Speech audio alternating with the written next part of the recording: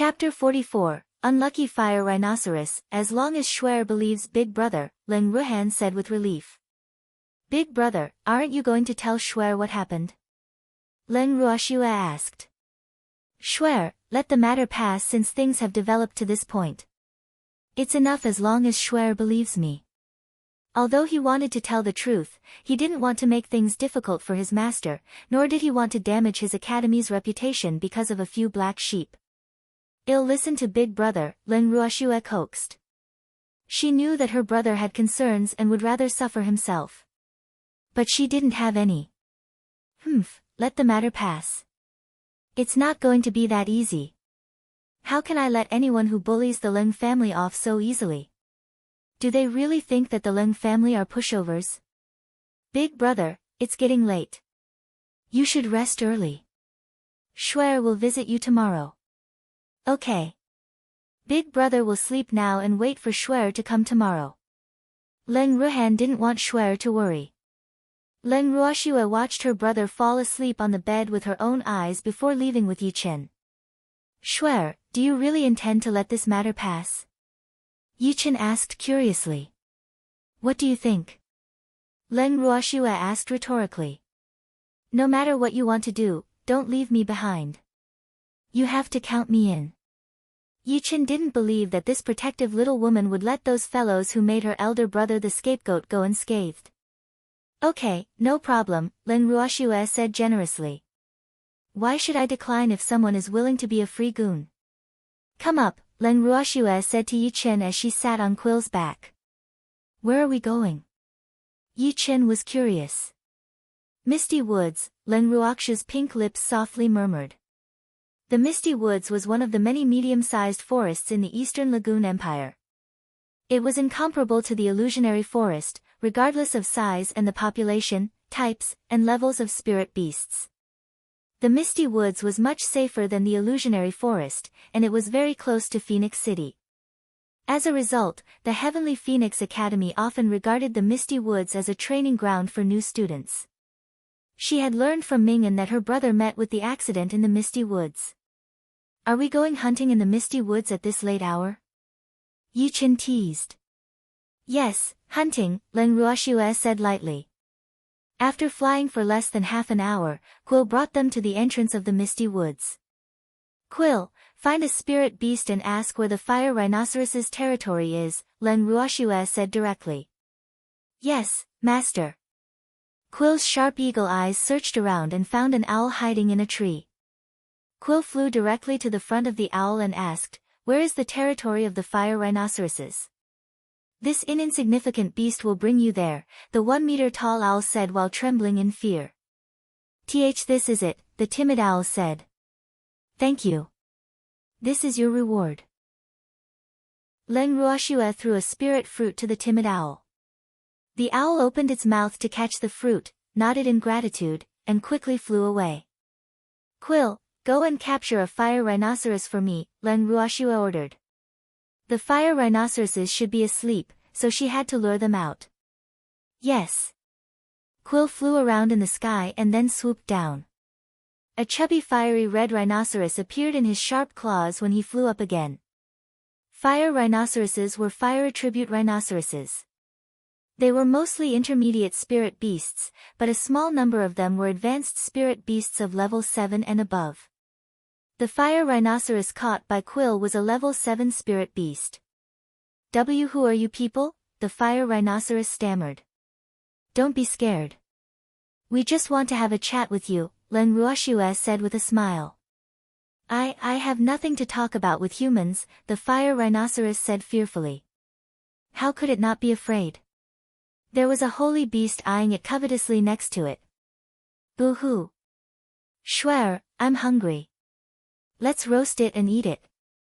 It seems to have a lot of meat, so it should taste good. Yichen looked at the fire rhinoceros lying on the ground. Yes, I heard that fire rhinoceros meat is very delicious. I haven't eaten it before.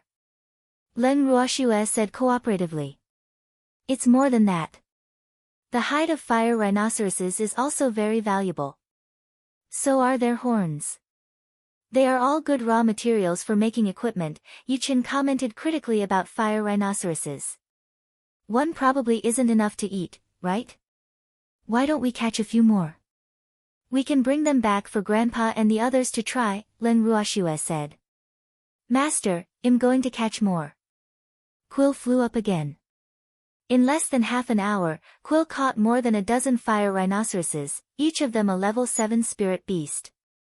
Quill, well done, Len Ruoxue praised. Her beast was so smart and knew to capture advanced beasts. Spirit beasts with intelligence were more interesting. Schwer, which one should we grill? Yichen asked expectantly. I'll leave it to you to decide. Len Ruoxue started a fire. This one, they're all quite fat. Which one should I choose? Yichen murmured to himself as he circled the fire rhinoceroses. The captured fire rhinoceroses all lowered their heads, afraid that they would be chosen by this nasty man. Since they're all good, just pick any one, Len Ruoxue suggested. Then this one. It's the fattest one. Yichen pointed at a 200-kilogram fire rhinoceros and kicked it out. After being kicked, the fat fire rhinoceros rolled to Len Ruoxue's feet like a ball. Let's let out some blood first. Len Ruoxue held a sharp dagger in her hand and gestured at the fat fire rhinoceros. Boo-hoo. Don't eat me. My flesh stinks and isn't delicious. The fat fire rhinoceros whimpered and sobbed. Where should I start? This is it. Len Ruoxue thought for a long time before finally deciding on the spot to insert her knife. It was the fat fire rhinoceros, but... She raised her dagger and stabbed it fiercely. Aha! A shrill scream echoed through the entire forest. Who's bullying my fire rhinoceros tribe? A loud roar resounded from the distance. You're finally out. It would have been better if you had cooperated earlier, Len Ruoxue said with satisfaction after seeing that she had achieved her goal. They had caught so many fire rhinoceroses, but the fire rhinoceros king had actually pretended to be dead. Chapter 45, Fire Rhinoceros King, 1, Alright, stop screaming. You won't die from the stab. Len Ruoxue said to the fire rhinoceros, which was screaming miserably from being stabbed in the butt. She didn't really intend to kill it, she just wanted to scare it. However, it wasn't because she couldn't do it. She just felt that killing them would be letting them off too lightly. How could these fire rhinoceroses compensate for her big brother's injuries and grievances just by dying? Thus, she was more inclined to mental torture. After all, mental torture was always more effective than physical torture when dealing with enemies. Why, you are a demon, the fat fire rhinoceros stabbed in the butt cried out. Other humans would run away when they saw them, but these two detestable humans actually came knocking on their door. Humph. These two detestable humans will die for sure when the king comes. The king will definitely take revenge for this pain, the fat fire rhinoceros muttered in his head. Len Ruoxue knew that the fire rhinoceros king was almost here, as she heard the sound of galloping drawing close. It seems to have brought a lot of subordinates. Come on, the more, the merrier. What a brazen human. How dare you bully my tribe in my territory, roared the fire rhinoceros king, which was nearly twice the size of an ordinary fire rhinoceros. Its thick nostrils spurted out flames continuously. It was very angry, and the consequences would be serious. So what if this young lady is bullying them? What can you do to me? Len Ruoxue deliberately provoked. She didn't expect this fire rhinoceros king to be a level 5 holy beast. Moreover, it didn't even bat an eyelid about Quill, a level 8 holy beast, just because it had so many subordinates. It's really arrogant. Very good. This is what I like. It will be satisfying to tidy them up this way. She felt incomparably happy looking at the nearly 1,000 fire rhinoceroses in front of her.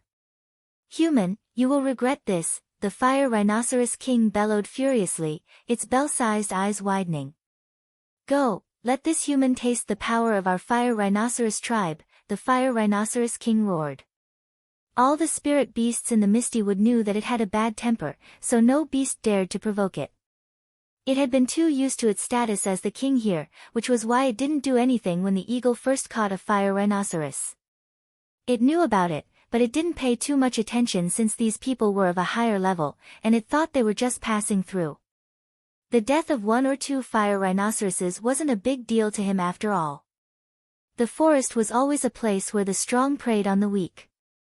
But now, they had caught more than a dozen advanced fire rhinoceroses in a row, causing its tribe to panic. Therefore, it was impossible for it, the fire rhinoceros king, to overlook it. Fortunately, its tribe was huge, so it wasn't afraid of the eagle. As for these 2 humans, they were even less worthy of his attention because they were just 2 people who came to court death in its eyes. Upon their king's orders, the fire rhinoceroses immediately surrounded Leng Ruoxue and Yi Chen. They glared at the 2 of them fiercely, especially the fat fire rhinoceros that had just been stabbed in the butt. Big or small? Leng Ruoxue asked. I'll take the big one and leave the small ones for you to practice your sword moves. Yi Chen knew that Shuer hadn't really tested the power of her meteor sword technique yet. Exactly to my liking. Quill, keep an eye on them and don't let them escape, Leng Ruoxue ordered. Yes, master. Quill flew into the air, ready to capture fire rhinoceroses at any moment. Big Rhino, where are you looking? I'm your opponent. The fire rhinoceros king's lack of focus made Yi Chen very displeased. Leng Ruoxue looked at the nearly 1,000 fire rhinoceroses around her, raised the sword in her hand, and used Meteor Moon Slash. A sword beam shot at the fire rhinoceroses like a shooting star. She didn't infuse spiritual power into the Meteor Moon Slash just now, so it was just a pure sword move. But it left the thick-skinned fire rhinoceroses covered in wounds. Then she agilely weaved between the clumsy fire rhinoceroses and used Blazing Tree Silver Flower.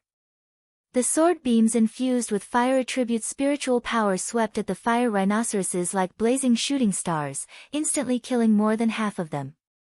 She was extremely fast, and most of the clumsy fire rhinoceroses died before they could react.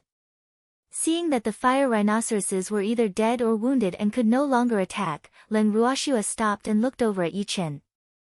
Leng Ruoxue couldn't help but become a little speechless when she saw Yi Chen using only his fist to beat up the fire rhinoceros king until it was unrecognizable and kneeling on the ground begging for mercy. How tough must this freak's fist be to beat the fire rhinoceros king to such a state? Great masters, please spare me. It's all my fault for failing to recognize your greatness. Boo-hoo, the fire rhinoceros king pleaded. Don't worry. We won't kill you now, Leng Ruoxue said. She believed that the fire rhinoceros king must have now suffered a serious blow, both physically and mentally. As long as you answer my questions honestly, and your answers satisfy me, I will let you go. Really? The fire rhinoceros king asked fearfully. It was really scared of these 2 humans now. Where did these demons come from? Boo-hoo. You can choose not to believe me if you want to die now, Leng Ruoxue said impatiently. I believe you. I definitely believe you, the fire rhinoceros king said hurriedly. How could it dare not believe her? Very good. Then let me ask you, did your tribe almost kill a man a month ago? Leng Ruoxue asked. How do you know about that? The fire rhinoceros king was startled. Are these 2 demons here to avenge that man? Why did you want to kill him? Leng Ruoxue asked while suppressing her anger. We didn't want to kill him. We wanted to kill a woman who came to steal our fire rhinoceros fruits, the fire rhinoceros king said aggrievedly. Fire rhinoceros fruits were their favorite fruit to eat, and they were very important to them. Anyone who wanted to steal them had to die. Tell me what happened in detail. Leng Ruoxue ordered. Yes. Yes. The fire rhinoceros king explained the situation at the time in great detail, and then it looked at Leng Ruoxue with a pleading gaze. Boo-hoo. I don't want to die. What did that woman look like? Leng Ruoxue asked. It turned out that the fire rhinoceros king was also seriously injured at the time, which was why that woman was lucky to have survived. I can't say. She should be very beautiful according to human standards, the fire rhinoceros king said. Fire rhinoceroses didn't like human women. Chapter 46, Fire Rhinoceros King, 2, Then if you see her again, can you recognize her? See can. I will recognize her even if she turns into ashes, the fire rhinoceros king hurriedly promised. I'll bring her here. I won't kill you if you can recognize her, Leng Ruoxue said. Why yes. Leng Ruoxue took out a pill and stuffed it into the fire rhinoceros king's mouth. This is poison. Don't even think about running. Otherwise, you won't last 3 days. And no. The fire rhinoceros king was on the brink of tears. This was its territory, so where could it run?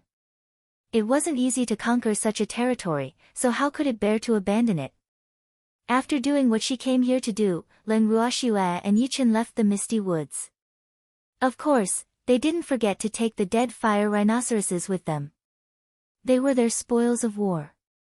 Shuer, did you really give the fire rhinoceros king poison? Yichen asked curiously. Of course not. It will just cause diarrhea for some time, Leng Ruoxue said mischievously. How long will it last? Yichen was curious. Until I give it the antidote, Leng Ruoxue said matter-of-factly. Doesn't that mean it won't have the strength to run? So ruthless, but he liked it. Does it dare to run? That fellow might look mighty, but it's actually very cowardly, Leng Ruoxue said clear-headedly.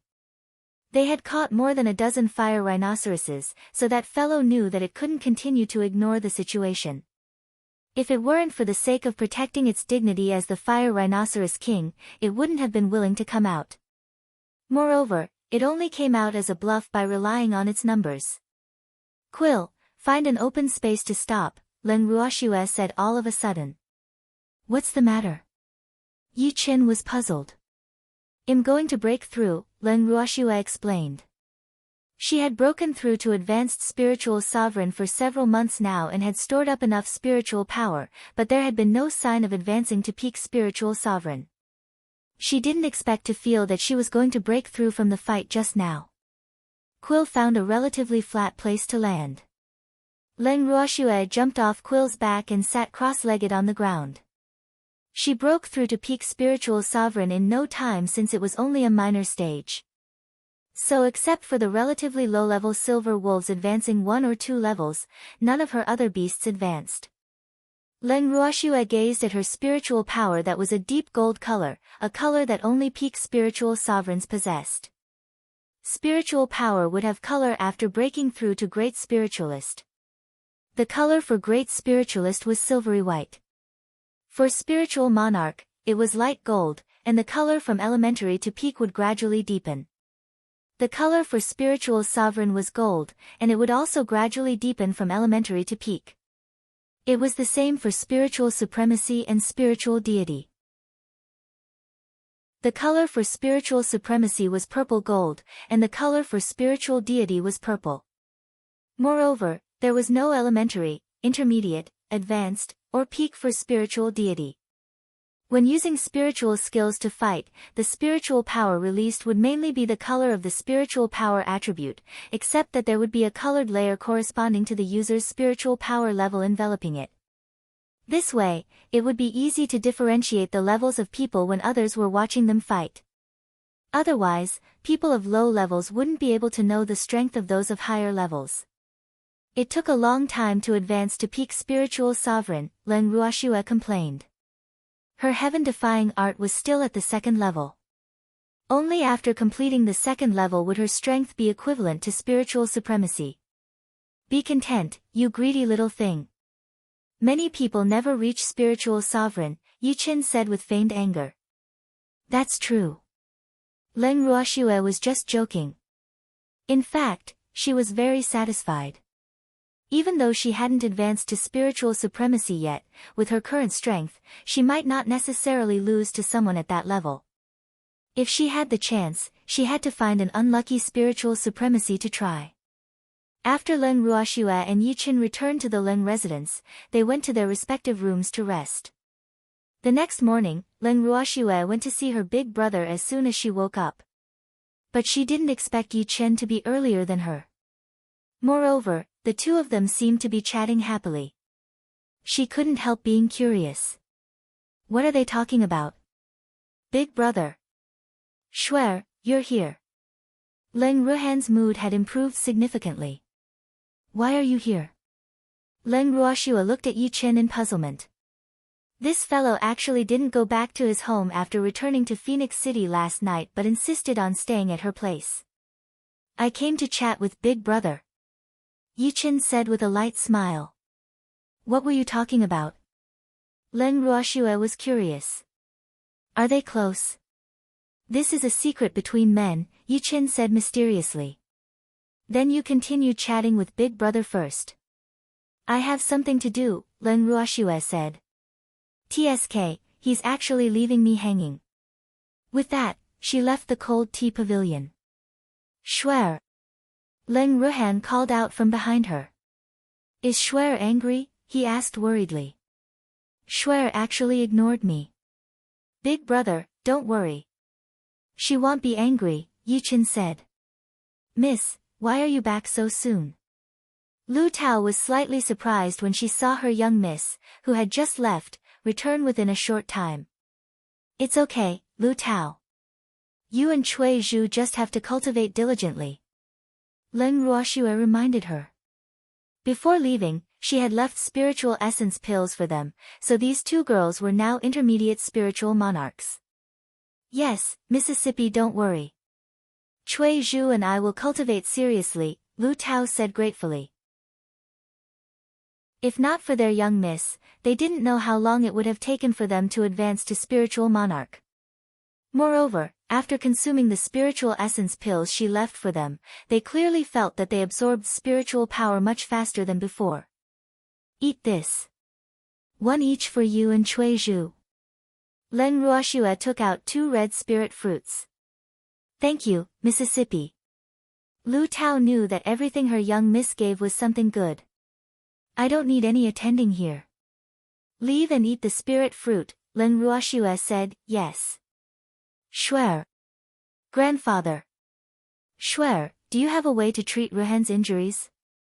Leng Qingtian asked directly. He knew that Ruhan was willing to speak now.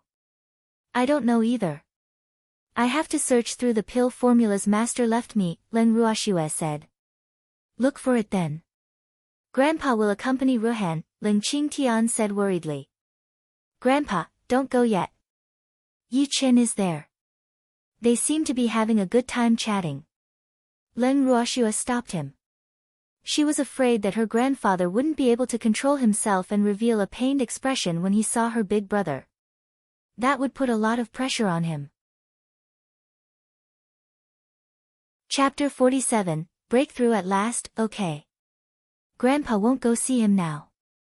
He knew that his grandson was a proud person, and the last thing he needed was pity, even if it was from his relatives. Grandpa, let's enter the Heaven and Earth bracelet to take a look. It has changed a lot since I unlocked a layer of the seal, Leng Ruoxue said. Okay. Grandpa will enter and take a look then. Leng Ruoxue brought her grandfather into the Heaven and Earth bracelet. Leng Qingshan's eyes widened as he stared at the scenery in front of him. The space had become larger, and the spiritual energy was denser than before. It was really a good place to cultivate. Shuer, where did these silver wolves come from? Leng Qingtian looked curiously at the silver wolves running around leisurely or lying on their stomachs in the distance. They are my contracted spirit beasts, Leng Ruoxue said. The Silver Wolf King had been imploring her to let his subordinates in ever since he entered. Seeing that this place was pretty big, she had moved the silver wolves staying in the spirit beast space here. Leng Qingtian was speechless. My granddaughter is really too abnormal. Shuer, do you know that spiritual sovereigns can only contract up to 3 spirit beasts? 5 for spiritual supremacies. And it is said that the spiritual deities, the highest level on the Ling Feng continent, can contract 10. Ling Qingtian didn't know what to say. Grandpa, I have more than just these silver wolves. I also have a divine beast and 2 level 8 holy beasts. The Silver Wolf King advanced 1 level after coming here, and he's now a level 7 holy beast, Ling Ruoxue explained mischievously. Grandpa should feel relieved now. Most of these silver wolves are holy beasts as well, right? Ling Qingtian asked. Yes, they are generally level 2 and 3 holy beasts. You're still not satisfied with level 2 and 3? The 5 great families combined don't have as many holy beasts as you do. Ling Qingtian couldn't help but sigh. The top families didn't have as good a holy beast allocation as everyone imagined because there were many younger generations and disciples. Most of them had advanced spirit beasts. They were not qualified to enjoy holy beasts unless they were the top geniuses in their respective families. Shuer, Grandpa can finally rest assured now, Ling Qingtian said. No one on the Ling Feng continent can bully Shuer with these spirit beasts of hers. By the way, Shuer, what level are you now? Ling Qingtian asked curiously. Shuer had always been hiding her true strength, so even he, a spiritual supremacy, couldn't discern her level. Grandpa, see for yourself. Ling Ruoxue casually removed the shield hiding her level. Spiritual Sovereign. Peak Spiritual Sovereign. Monster, what a monster. Ruhan and Huaqing were called stunning geniuses when they advanced to Spiritual Sovereign at the age of 20. His granddaughter was only 15 years old. A 15-year-old peak Spiritual Sovereign, isn't this a deliberate blow to my confidence? Big sister, big sister. The little wolf rubbed against Ling Ruoxue's calf coquettishly. Grandpa, this is little Feng Feng, the Silver Wolf King's child, Ling Ruoxue introduced. Hello, little Feng Feng. Ling Qingtian pet the little silver wolf's head lovingly. Spirit beast cubs were very cute. Hello, Grandpa, the little wolf greeted politely. Good. And me. And me. Beloved Master's Grandpa. I am beloved Master's darling. Darling refused to be outdone. A few drops of sweat rolled down Ling Qingshan's forehead. Is this cute little purple fox saying a tongue twister? Grandpa, his name is Darling, a cringy fox, Ling Ruoxue explained. Oh, hee hee. Darling is very cute, Ling Qingtian said. This fox is quite interesting. Yes, yes. Beloved Master's Grandpa, you have good taste, Darling said proudly. Grandpa, talk to them for a while. I'll go and see if there are any pill formulas that can cure Big Brother. Go on. I'll chat with these cute little fellows. Don't worry about me. Ling Ruoxue walked into the alchemy room of the purple bamboo hut and carefully read the notes her master left behind, looking for a pill formula that could cure her brother. Qingju. Big sister. Qingju appeared directly in front of Ling Ruoxue when he heard her calling. Qingju, you should know my brother's condition. Yes. Although he couldn't leave the heaven and earth bracelet currently, he knew about the situation outside. I just read Master's notes. There are no related pill formulas recorded in them. Have you heard Master mention anything before? Ling Ruoxue asked. Qingju had traveled through many spaces with her master and knew a lot of things. Big sister, old master still has a utility room. The things inside are all things that old master didn't think were important. You can look through there. If there isn't anything there, then there isn't any, Qingju said after some thought. Where? I'll bring you. Big sister, this is the place. Qingju said. Ling Ruoxue looked at the so-called utility room. It was very neat and tidy. Although it was full of things that her master didn't fancy, he didn't throw them into here casually.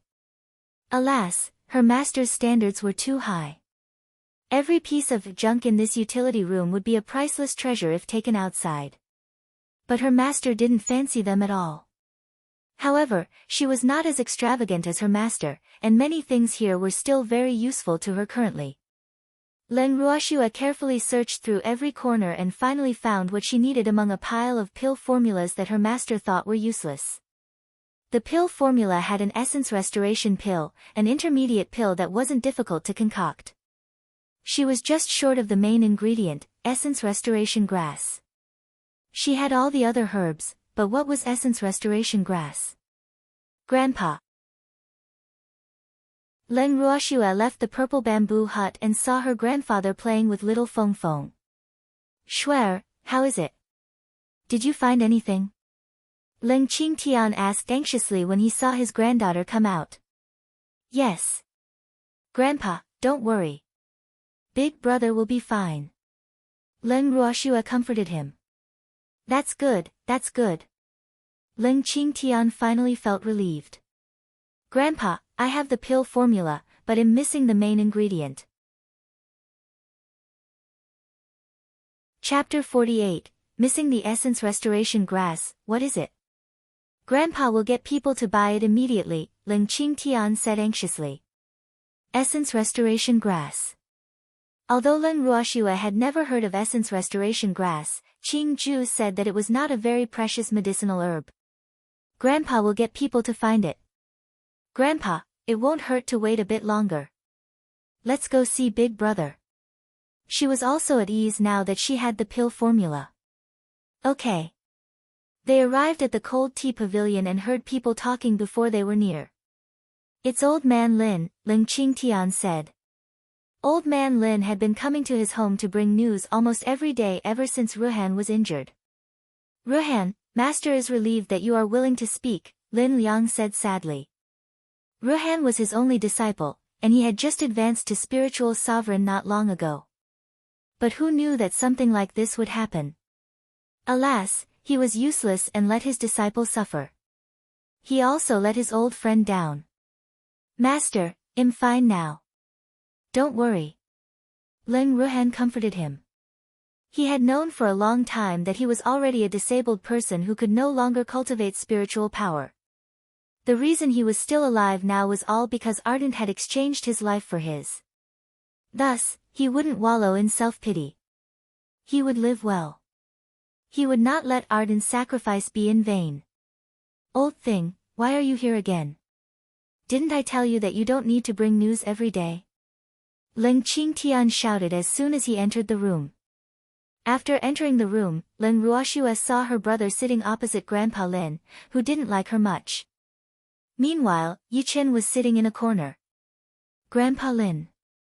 Leng Ruoxua greeted Lin Liang. Although she was a little angry at the people of the Heavenly Phoenix Academy, this person was her grandfather's friend and her brother's master, so she would still give him face. Ruoxua, you're back. Lin Liang nodded. This little girl seems different from the last time I saw her. Yes. Spend more time with Ruhan. He's been very worried about you since you left home, Lin Liang said. Sometimes, he would be jealous that this girl had such a loving grandfather and brother. I will. I won't let anyone who bullies Big Brother off either, Leng Ruoxua said, implying that he shouldn't stop her from doing what she wanted to do. Ruhan, you have a good sister. Lin Liang smiled bitterly. This girl is warning me. Fine, I'll let this girl do what is inconvenient for me to do. I know. Of course, Leng Ruhan knew that he had a good sister. Lass, you are a student of our academy. Now that you are home, shouldn't you go to the academy for classes? Lin Liang reminded her. Of course. But I want to stay at home and accompany Big Brother for a few days before going. How could she find those people to take revenge if she didn't go to the academy? She would definitely go to the academy. May I go? Yi Chen suddenly asked. Lin Liang looked at Yi Chen for a long time, but he couldn't discern anything. Okay, go with Ruoxua. Lin Liang said helplessly. Am I too old?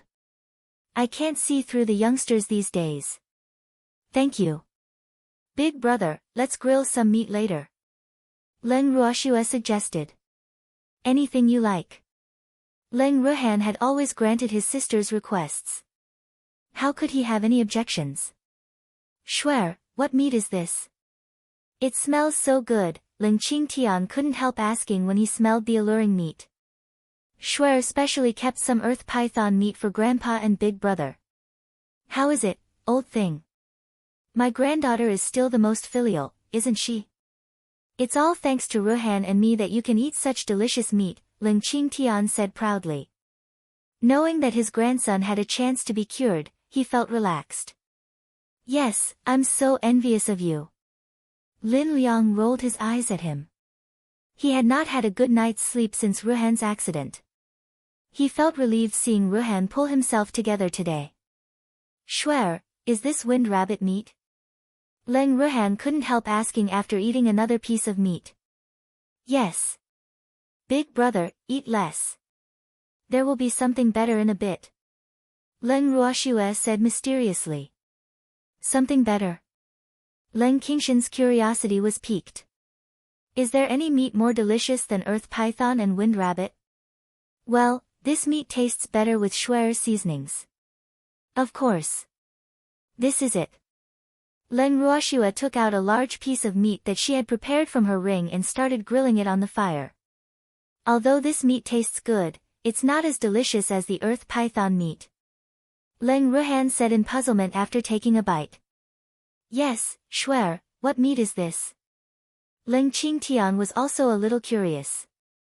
Fire rhinoceros meat, Leng Ruoxue said. This meat is good. Is there any more? Lin Liang asked. He would eat their meat since they dared hurt his disciple. A lot. Give me more. Master, you've already eaten a lot, Leng Ruhan couldn't help saying. I'm not full yet, Lin Liang said childishly. No more today. Big brother needs to rest. Everyone, disperse, Leng Ruoxue said. I didn't say I wanted to rest, Leng Ruhan said aggrievedly. Shuer is so overbearing. Leng Ruoxue secretly gave Yichen a look. Yichen understood and went directly to Leng Ruhan's ear to say a few words. After this, Leng Ruhan obediently returned to his room to rest. What did you say to Big Brother just now? Leng Ruoxue asked curiously after her grandfather and the others left. Nothing much. I just told him that Shuer would be angry if he didn't listen, so he went to bed obediently, Yichen explained. That's simple. Yes, that's simple. I'm smart, right? Yichen said proudly. I'm sleepy. I'm going to bed, Leng Ruoxue said indifferently while rolling her eyes at him. She was going to let this freak be proud on his own. Big brother, Leng Ruoxue called softly when she came to her brother's room.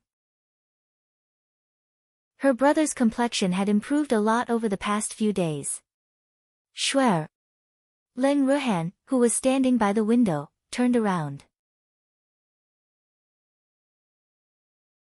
Chapter 49, Big Brother's Wish. Big Brother, what are you thinking about? Leng Ruoxue felt that her brother had something to say to her these past few days. Shuer, the academy competition is in 2 months, Leng Ruhan said after some thought. So what? Leng Ruoxue didn't care. What does the competition have to do with me? I didn't go to the academy to be gilded, so the honor of the academy has nothing to do with me. I want you to take part in my place, Leng Ruhan said. His master had mentioned it to him yesterday. Big brother, is it not enough that they've hurt you? Do you still have to worry about their honor now? Leng Ruoxue said a little angrily. Shuer, Big brother doesn't want master to be in a difficult situation. Don't blame him. Moreover, all the effort I've put in for the past 3 years is for this academy competition, Leng Ruhan explained. It was a tough call, but he was very clear about his master's difficulties, so he chose to remain silent. Besides, I've already made an appointment with Hu Qing to compete in this academy competition 3 years ago. But now, the academy competition was a comprehensive evaluation among all the academies on the Ling Feng continent. All the academies on the Ling Feng continent, regardless of their size, could participate once every 3 years. The top 3 places in the previous years were basically monopolized by the 3 major academies, Rising Dragon Academy, Heavenly Phoenix Academy, and Lunar Shadow Academy. Among all the academies, the Rising Dragon Academy was the strongest and often ranked first, while the Heavenly Phoenix Academy and the Lunar Shadow Academy vied for second place. The Heavenly Phoenix Academy originally had the chance to obtain first place in the Academy competition 3 years ago. But its overall strength was slightly inferior to the Rising Dragon Academy, so it had only obtained second place. For Leng Ruhan, this was definitely a pity. He originally thought that he had a chance this time, but... Big brother, I'll take your place, Leng Ruoxue said helplessly. It wasn't like her brother didn't know that his spiritual power would recover as long as she found the essence restoration grass and concocted the essence restoration pill. Yet he was still acting pitiful with her. But if I can concoct the essence restoration pill before the academy competition, big brother, you will still have to participate, Leng Ruoxue said. It was better to realize his wish with his own hands. Okay, Leng Ruhan said. But he did not have much hope. Essence restoration grass was something that no one on the Ling Feng continent had heard of, so how could it be so easy to find? Young Master Fu is here, Ming'an reported. Which young Master Fu? Leng Ruoxue asked. Shuer, he is my friend, Leng Ruhan explained amusedly. Shuer is acting like a mother beast protecting her cubs, afraid that someone will bully me. Oh. Since your friend is here, Shuer will go back first. Leng Ruoxue didn't intend to disturb her brother from getting along with his friend. When she reached the door, Leng Ruoxue happened to meet the young Master Fu that Ming'an mentioned, so she took a look at him. He was a handsome man in his early 20s, tall and full of nobility. She only took one look and walked away. Leng Ruoxue came to her grandfather's study and saw Yichen playing chess with her grandfather. She couldn't help but sigh. This freak is really capable. He actually subdued Grandpa and Big Brother. He's staying at my house and not leaving, but Grandpa and Big Brother are actually letting him do whatever he wants. Grandpa. Shuer, didn't you go see Ruhan?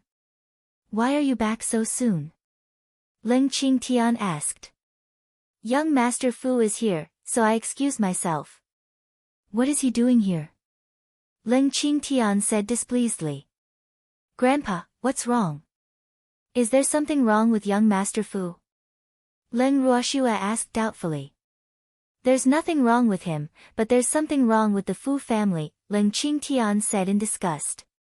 He is Fu Mingyuan, Fu Xiang's son. That shameless old man Fu Xiang is the prime minister, and he often instigates the emperor to marry his daughter Fu Mingzhu to our Leng family. But I refused, Leng Qingtian said disdainfully. So what if his daughter is the #1 beauty in Eastern Lagoon? That woman isn't worthy of my outstanding grandson. Fu Mingzhu. She seemed to have heard this name somewhere before. Oh, I remember. When I visited Big Brother at the academy, the woman I met seemed to be called this name.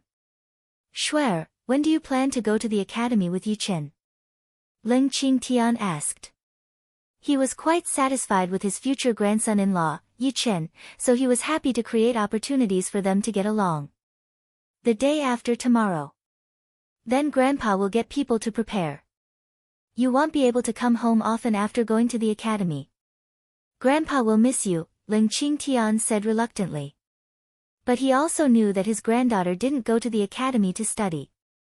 Grandpa, I can come back whenever I want, Leng Ruoxue said helplessly. No one would dare to stop her from going home. Then, why don't you stay at home every day? Leng Qingtian asked. Okay. Outside General Leng's mansion. Shuer, be careful on the road, Leng Qingtian reminded her worriedly. Grandpa, I'm not a child anymore, Leng Ruoxue said with amusement. She had Yichen and Lu Tao by her side, but her grandfather was still so worried. Grandpa, Big Brother, go back quickly. I'm leaving. Quill, let's go, Leng Ruoxue said to Quill. Quill was very fast, and they arrived at the Heavenly Phoenix Academy in about half an hour.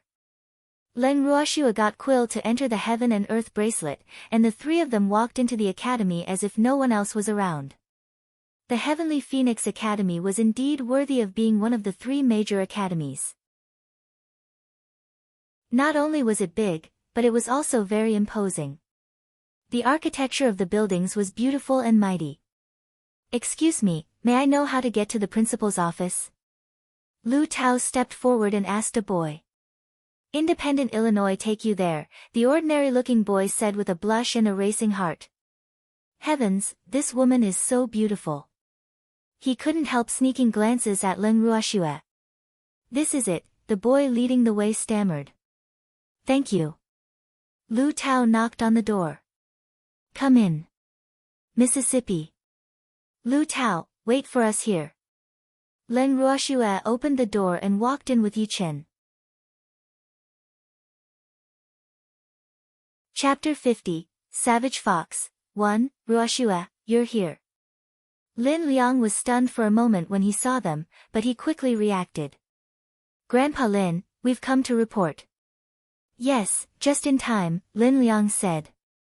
"Grandpa Lin, I will participate in this academy competition on behalf of my big brother." "But you'd better pretend that you don't know what I want to do," Leng Ruoxua said bluntly. She didn't intend to hide what she wanted to do from the principal because she still needed his cooperation if necessary. "I really don't know anything," Lin Liang said with a wry smile. "This girl isn't afraid that it'll stop her at all and actually told me about it directly." But he wouldn't stop her even if he knew what she wanted to do. It was something he wanted to do but found inconvenient to do, so it was basically the same if this girl did it instead. Shuer thanks Grandpa Lin in advance. "You don't have to be polite with me. I am Ruhan's master, but this is all I can do for Ruhan," Lin Liang said helplessly. "Grandpa Lin, I want the names of those people," Leng Ruoxua said. "It's all here." Lin Liang took out a piece of paper from his drawer and handed it to Leng Ruoxua. He had prepared everything. Leng Ruoxua took the piece of paper and glanced at it casually. Not only were their names, but he had also labeled their families and even their status in their families. "Thank you, Grandpa Lin," Leng Ruoxua thanked Lin Liang sincerely. This list saved her a lot of time. "Shuer, what are you thinking about?" Yi Chen asked. Shuer had been silent since she obtained the name list. "I'm thinking about my big brother." "Is there still no news about the essence restoration grass?" Yi Chen asked.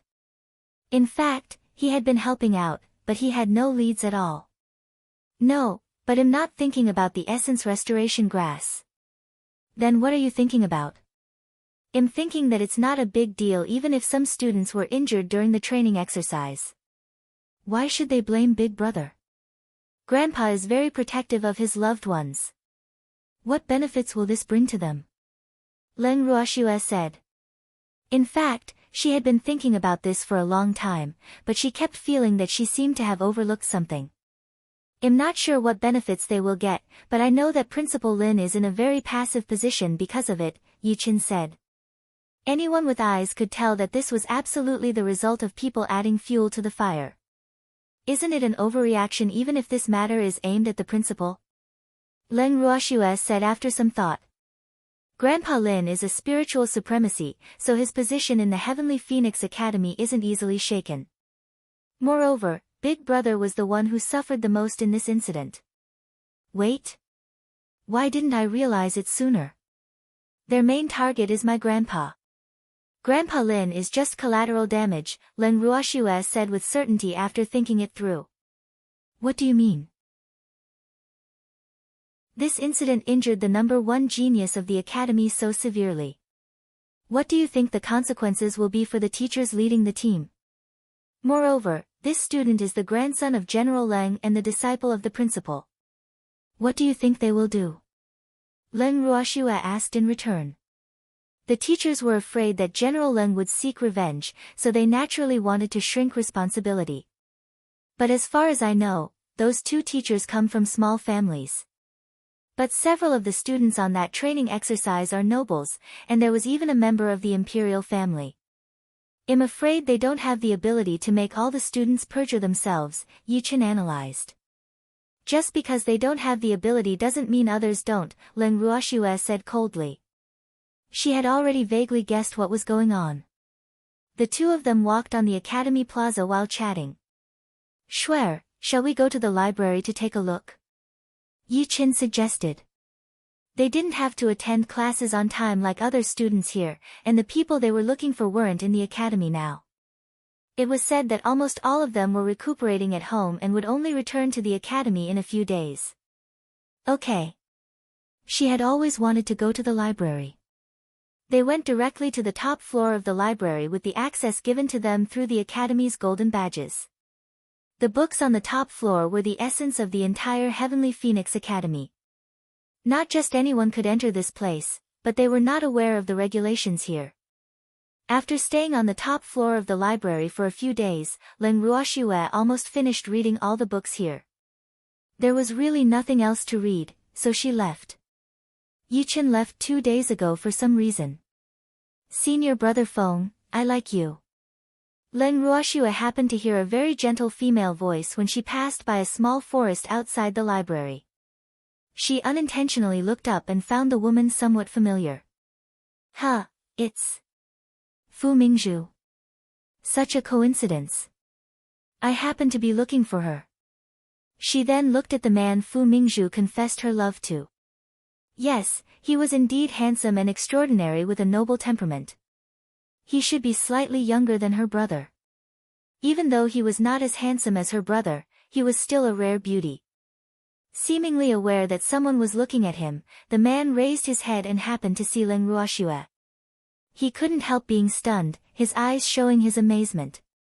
Fu Mingzhu was the biggest suspect in causing her brother's injury because there were only 2 girls on the training team that day. One of them was called Emoli, and the other was Fu Mingzhu. So one of them must have annoyed the Fire Rhinoceros group and even pushed the blame onto her brother. This Fu Mingzhu pestered her brother unceasingly before he was injured, annoying him quite a bit. But she immediately changed her target now that her brother was in trouble. Dream on. You won't have your way. With this thought in mind, Leng Ruoxue walked straight over, her eyes full of ice. She had been in the academy for a few days but had yet to have the chance to exercise. Sensing something amiss with Feng Aoran's gaze, Fu Mingzhu turned her head, only to see the damn woman she was jealous of and hated. Even though she had only seen this woman once, she remembered her appearance very clearly. Leng Ruoxue saw the jealousy and hatred in Fu Mingzhu's eyes and couldn't help finding it funny. People who didn't know better would think that they had a feud. Chapter 51, Savage Fox, 2, It's you? That cripple isn't here anymore. What are you doing here? Not just anyone can come to this place, Fu Mingzhu said with jealousy. She didn't want to see this woman again for the rest of her life. Cripple? Are you talking about yourself? Leng Ruoxue mocked, her eyes ice cold. I'm talking about Leng Ruhan, our former genius senior brother. Everyone in all of Eastern Lagoon knows that he's already a cripple, Fu Mingzhu said disdainfully. If you dare to say another word about him, I won't let you go, Leng Ruoxue warned coldly. She wouldn't allow anyone to say that about her brother. Everyone in the Eastern Lagoon Empire knows that Leng Ruhan overestimated his capabilities and provoked flame rhinoceroses. Not only did he cause many students of the Heavenly Phoenix Academy to be injured, but he also made himself a cripple. This is all retribution. To think that I used to like him quite a bit. I didn't expect him to be so stupid. Fortunately, that's in the past. No one will like that cripple now, Fu Mingzhu continued to mock disapprovingly. This was Leng Ruhan's retribution for not liking her. She was the #1 beauty in Eastern Lagoon, but he had never given her a good attitude. She certainly wouldn't want to marry him now that he was a cripple. Only a peerless genius was worthy of her. Bam! Leng Ruoxue didn't say anything unnecessary. She directly raised her hand and slapped Fu Mingzhu's beautiful face. She didn't hold back at all. Half of Fu Mingzhu's face swelled up, and red liquid flowed out of the corner of her mouth. Why you bitch? How dare you hit me? Fu Mingzhu was stunned. Smack! Leng Ruoxue slapped Fu Mingzhu on the other side of the face, which swelled up immediately. Leng Ruoxue looked at her masterpiece with satisfaction. Not bad. Pretty symmetrical. Feng Aoran, who had been standing on the side, was surprised. Then he looked away as if he hadn't seen anything. Beloved master, don't tire yourself out. Let your darling help you teach her a lesson. Darling's voice sounded in Leng Ruoxue's mind. Okay. Leng Ruoxue let Darling out. As soon as Darling came out, he immediately jumped into Leng Ruoxue's arms and rubbed against her coquettishly. Then he turned his cold silver eyes to Fu Mingzhu. What an ugly woman! Darling said disdainfully. He was a gentlemanly noble fox who didn't like to fight. But he was afraid that his beloved master would be tired, so he would take on the difficult task of becoming a savage fox. Darling's small body quickly jumped in front of Fu Mingzhu, who had been struck into a daze. He stretched out his sharp little claws and scratched her swollen face a few times quickly. Aha! An ear-piercing shriek instantly reverberated through the entire academy. Fu Mingzhu's shriek annoyed Darling, so he threw a large water ball at her, followed by some lightning. Fu Mingzhu immediately fainted from the interaction of water and lightning. What a smart fox! Feng Aoran was stunned, and a drop of sweat rolled down his forehead. After finishing, Darling ran to the nearby pond to wash his little paws. Then he quickly jumped into the warm arms of his lovely master. His entire movements were as smooth and natural as flowing water. Leng Ruoxue was stunned.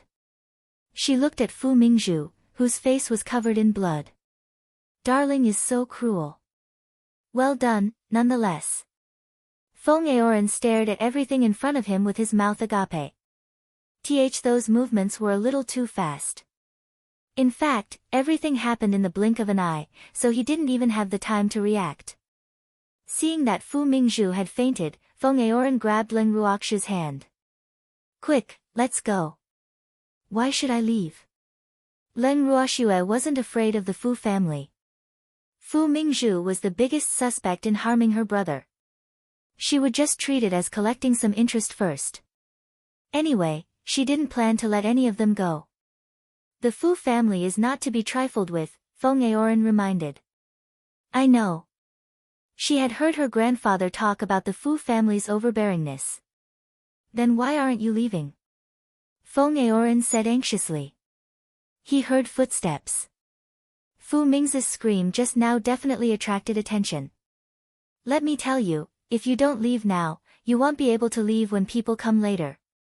The Fu family won't let you go, and your little pet beast will also die, Feng Aoran explained anxiously. He didn't want such a drop-dead beauty to be ruined by the Fu family. The Fu family had too many methods of torturing people. What's your name?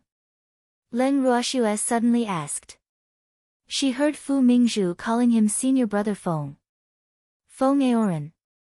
This train of thought was a little too jumpy, but he still answered honestly. Do you know Feng Moran? Leng Ruoxue asked after some thought. He's my elder brother. Do you know him? Where is he now? Is he okay? Feng Aoran asked several questions in a row. Which one do you want me to answer first? Leng Ruoxue was slightly amused. He's good. That's good. Elder brother has left home for more than a decade without any news. We even thought that he was all ready, Feng Aoran said worriedly. What's going on? A female teacher of the academy rushed over after hearing the scream. She recognized Fu Mingzhu lying on the ground. Leng Ruoxue and Feng Aoran looked at each other and ignored the female teacher. Feng Aoran, what's going on? And who are you? Why haven't I seen you before? You aren't a student of our academy. The female teacher couldn't help but speak angrily when she saw no one paying attention to her. It's not up to you to decide whether I'm a student here or not. You can ask the principal where I'm from, Leng Ruoxue said indifferently. How can you talk to a teacher like this? The female teacher said indignantly. What's going? Two male teachers arrived. Fu Mingzhu was injured. They were the only two people here when I came. The female teacher in her 30s pointed at Feng Aoran and Leng Ruoxue. I did it, Leng Ruoxue said directly, ignoring the look Feng Aoran was giving her. Chapter 52. Be low profile when you beat someone up. Even if Leng Ruoxue didn't admit to it now, Fu Mingzhu would still say it after waking up. There was no need to go through all that trouble because she didn't care about the Fu family at all. Feng Aoran opened his mouth to say something, but after seeing Leng Ruoxue's gaze, he obediently shut his mouth. Are you a student of the academy? One of the male teachers asked. Although he had his doubts, he was not as direct as the female teacher. Of course. Leng Ruoxue didn't deny it.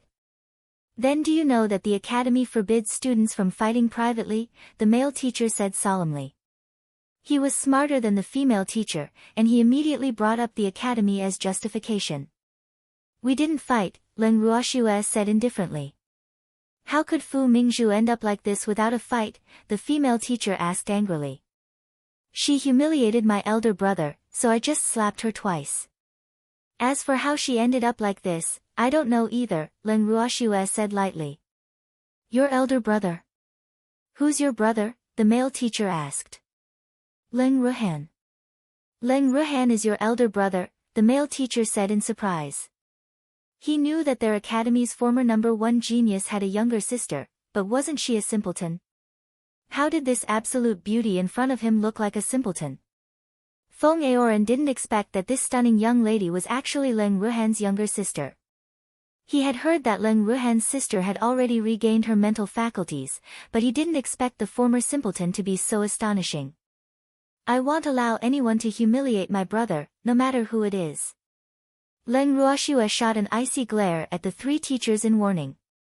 Isn't Leng Ruhan's younger sister a simpleton? The female teacher asked bluntly. I am that simpleton. But if I hear anyone else humiliate my brother, who knows who will become the real simpleton, Leng Ruoxue warned coldly before turning around to leave. Seeing that the person involved was leaving, Feng Aoran also hurriedly left and followed behind. Master, mistress is so fierce, someone hiding in a corner said fearfully. Yeah, she is. But I like it. Yichen glanced at his subordinate and said proudly before turning around and chasing after Leng Ruoxue. Swear. Yichen caught up to Leng Ruoxue. Are you done? Leng Ruoxue really didn't think much of this fellow when he was by her side. But when he wasn't around, she actually felt a little uncomfortable. This wasn't a good sign. Done. And he had seen that good show when he just returned. Swear, where are you going? I'm going to find the principal. I beat someone up, so I have to turn myself in. I'll go with you. Of course, when it came to such matters, her husband should be the one by her side. How could he let another man take advantage of this situation? He glared at the man beside Shuer. Hello, I am Feng Aoran, Feng Aoran politely greeted. This man is so good looking. His appearance is even more outstanding than Leng Ruhan's. Hello, I am Yichen, Shuer's fiancé. Although he really didn't want to talk to him, he still introduced himself. He didn't want Shuer to think that he was petty. Fiancé. Feng Aoran was a little surprised. He didn't expect that this beautiful man was actually the weak and sickly man of the Yi family. Ruoxue, why are you here? Lin Liang looked curiously at the three people who walked into his office. Shouldn't Ruoxue be in the library? I beat someone up, Lin Ruoxue said straightforwardly. Who? Lin Liang had a bad premonition. Did she cause trouble and is here to ask for my protection? Fu Mingzhu. Lass, no matter who you want to beat up, can't you keep a low profile? Lin Liang said helplessly. The Fu family was not to be trifled with. Even if she wanted to fight, she should have done it secretly. But looking at the situation now, she was most likely discovered. Hearing what the principal said, Feng Aoran was at a loss for words. What do you mean by that? So you can beat people up as you please as long as you keep a low profile? Wow, I see. Grandpa Lin, I'm just here to tell you so that you can prepare yourself. Now, I'm going home. Leng Ruoxue turned around and left the principal's office. She didn't want to listen to this old man lecture her. This girl, Lin Liang, felt a little helpless. After interacting with her these past few days, he more or less understood Ruoxue's temper. This girl was much crazier than her grandfather and brother. Old man Leng and Ruhan basically still gave face to those they didn't like as long as they weren't provoked. But this girl behaved entirely as she pleased. You're back, Shuer. Leng Qingtian happily looked at his granddaughter as she jumped down from Quill's back. Although she said that she would go home every day, he hadn't seen her for a few days. Boo-hoo, little liar. Grandpa, Shuer stayed in the library for the past few days and accidentally lost track of time, Leng Ruoxue explained. Seeing her grandfather's expression, she knew what he was thinking. Any gains? A little. That's good. Grandpa, is there any news about the essence restoration grass? Not yet. I've asked many alchemists, but none of them have heard of this herb, Ling Qingtian said worriedly. Grandpa, no need to be hurried. Take your time. We will find it eventually. Leng Ruoxue comforted. I'm going to see Big Brother. Oh yes, Grandpa, the Fu family might find trouble with you. Grandpa doesn't care about the Fu family. But why? Leng Qingtian was confused. Darling, and I hurt Fu Mingzhu, Leng Ruoxue said indifferently. Is she seriously injured? Leng Qingtian was slightly curious. It's not serious. It's just that her face was scratched by Darling. You call that not serious? Everyone knows that the Fu family's eldest young lady takes great care of and is most proud of her face. Leng Qingtian was speechless. Big Brother. Shuer. Yichen didn't return with you? Leng Ruhan asked curiously when he didn't see Yichen. He's back. He said he was tired and went back to his room to sleep, Leng Ruoxue explained. Chapter 53, The Academy's Reaction. Big Brother's complexion looks better now. Leng Ruoxue sized him up. It seems Big Brother's mood has almost recovered. It's all thanks to these two little fellows accompanying me. Leng Ruhan pointed at the little silver wolf and little blaze lion sleeping soundly in his arms. He didn't have time to think about those unhappy things with these two cute little fellows sticking to him all day. They did a good job. Leng Ruoxue was satisfied. Big Brother, I'll bring you somewhere.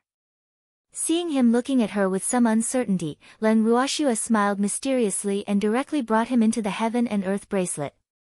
Shuer, where is this place? It's so beautiful. Leng Ruhan was surprised. How can there be such a beautiful place in this world? This space belongs to me. Big Brother, you can stay here if you want. Really? Leng Ruhan asked happily. This place was simply like a paradise on earth. As long as Big Brother likes it. Leng Ruoxue then told her brother the origin of this space. No wonder Grandpa let you go out alone without worry. His grandfather even hid it from him for Shuer's safety. But he understood his grandfather's way of doing things. He would also hide it from his grandfather if it were him. It was better for fewer people to know about such a heaven-defying place. Shuer, Grandpa is right. You are a very blessed person. Even I am basking in your good fortune now, Leng Ruhan said with slight pride. Shuer will bring Big Brother wherever she goes in the future. She wouldn't allow anyone to bully her brother. Silly girl. Leng Ruhan was very touched. The atmosphere in the conference room of the Heavenly Phoenix Academy was tense. Principal, Leng Ruoxue is a specially admitted student of yours. What should we do? We have to give the Fu family an explanation, Vice Principal Chen Jian of the Heavenly Phoenix Academy said aggressively. What kind of explanation do you want to give the Fu family? Lin Liang said indifferently. The Heavenly Phoenix Academy was basically divided into two factions now, his faction and Chen Jian's. Qin Jian had always been eyeing his position as the principal because he had the backing of the Su family. And it seemed that he was the one who orchestrated Ruhan's incident. Unfortunately, Lin Liang wasn't at the academy at that time. If not, he wouldn't have been caught between a rock and a hard place, causing his disciple to be wronged. It would be a lie to say that he didn't hate Qin Jian, but now was not the time to move against him. Of course, we should hand Leng Ruoxue over to the Fu family and let them deal with her, Qin Jian said matter-of-factly. Will you represent the academy in the competition if we hand her over to the Fu family? Lin Liang said mockingly. Principal, what do you mean? Leng Ruoxue will be representing the academy in this academy competition, and she will be the main force, Lin Liang said. What? Principal, Leng Ruoxue is a simpleton. How can you let a simpleton represent the academy? Do you want our Heavenly Phoenix Academy to become the laughingstock of the Ling Feng continent? It's not like we don't have people in the academy anymore. What qualifications does she have to represent the academy? Qin Jian roared angrily. She isn't qualified. Then who is qualified? Lin Liang retorted. Do you think I don't know what you're thinking? I didn't do anything to you before because I thought you were a clown, but now you're obviously threatening the foundation of the academy. Our academy is full of talents, but you let a simpleton be the main force. It will make the other students bitterly disappointed, Qin Jian said righteously. Yes, principal. If we let a simpleton be the main force of our academy, the students won't be convinced, an elder said after receiving Qin Jian's gaze. Yes, principal, please reconsider. Principal, this won't do. Are you the principal, or am I the principal? Are you doubting my vision? Lin Liang snorted in displeasure. The elders who were against the principal didn't dare to say anything else after hearing his tone. The principal might focus his efforts on cultivation and rarely interfered with the academy's affairs, but they were very afraid of him when he was angry. Principal, Leng Ruoxue injured a classmate. Even if we don't hand her over to the Fu family, we can't let such a violent student stay in the academy, or it will cause panic among the students. Many students have told me that they would leave the academy if Leng Ruoxue doesn't leave the academy. Qin Jian added fuel to the fire. Many? Like who? Are they trying to use public opinion to pressure me again? I promise not to reveal their identities, Qin Jian said. Either you tell me who said it, or I won't change my decision. Moreover, it takes two hands to clap. If you want to pursue Leng Ruoxue's responsibility, why don't you ask what Fu Mingzhu did first? In addition, if you want to hand Leng Ruoxue over to the Fu family for them to deal with, go and tell Leng Qingtian yourself. The academy will not interfere in this matter. Lin Liang stood up from his seat, glanced at them coldly, and turned to leave. Go and tell Leng Qingtian ourselves. Who would dare? Leng Qingtian almost ate them up last time. This time, they originally planned to get the principal to represent the academy. But the principal made it clear that he wouldn't bother with this matter, so there was nothing they could do. Your Majesty, please uphold justice for me, pleaded a chubby middle-aged man with a big belly as he knelt on the floor of the imperial study. My beloved minister, what is the meaning of this? The emperor asked in puzzlement. Your Majesty, someone injured my daughter. Please uphold justice for me. The academy refused to do anything, so he had to come to the emperor. You are the prime minister of the Eastern Lagoon Empire. How can someone be so blind as to bully your precious daughter? It's good enough if you don't bully others, the emperor added in his head. It's the simpleton of General Leng's family. She and her pet beast injured my daughter, Fu Xiang said with a face full of tears. Beloved minister, you know that she is a simpleton, so why are you still fussing over it with a simpleton? Upon hearing that it involved General Leng, the emperor didn't want to bother about this matter anymore. An accident happened to Leng Qingshan's grandson, and he became a cripple who couldn't cultivate spiritual power. That old man was in a bad mood, so who dared to provoke him now? Your Majesty, I heard that simpleton has regained her mental faculties. She's even been specially admitted by Principal Lin into the Heavenly Phoenix Academy. Apparently, she is also going to be representing the Academy in the Academy competition 2 months later, Fu Xiang added quickly. Chapter 54. What qualifications does she have to be our leader? 1. Oh, I see. But now that she's a student of the Heavenly Phoenix Academy, it's even harder for me to intervene in this matter. My beloved minister, in my opinion, you should look for Principal Lin. I believe he will handle this matter impartially, the emperor suggested earnestly. Your Majesty. Ah, my dear Minster, I am tired. Alas, I am getting old, and my stamina is not as good as before. What he implied was that he wanted to rest. Stop bothering him if he knew what was good for him. I will take my leave then, Fu Xiang said unwillingly. But since the emperor didn't want to meddle in this matter, he couldn't force the emperor. He didn't have the guts. Your Majesty. Did he leave?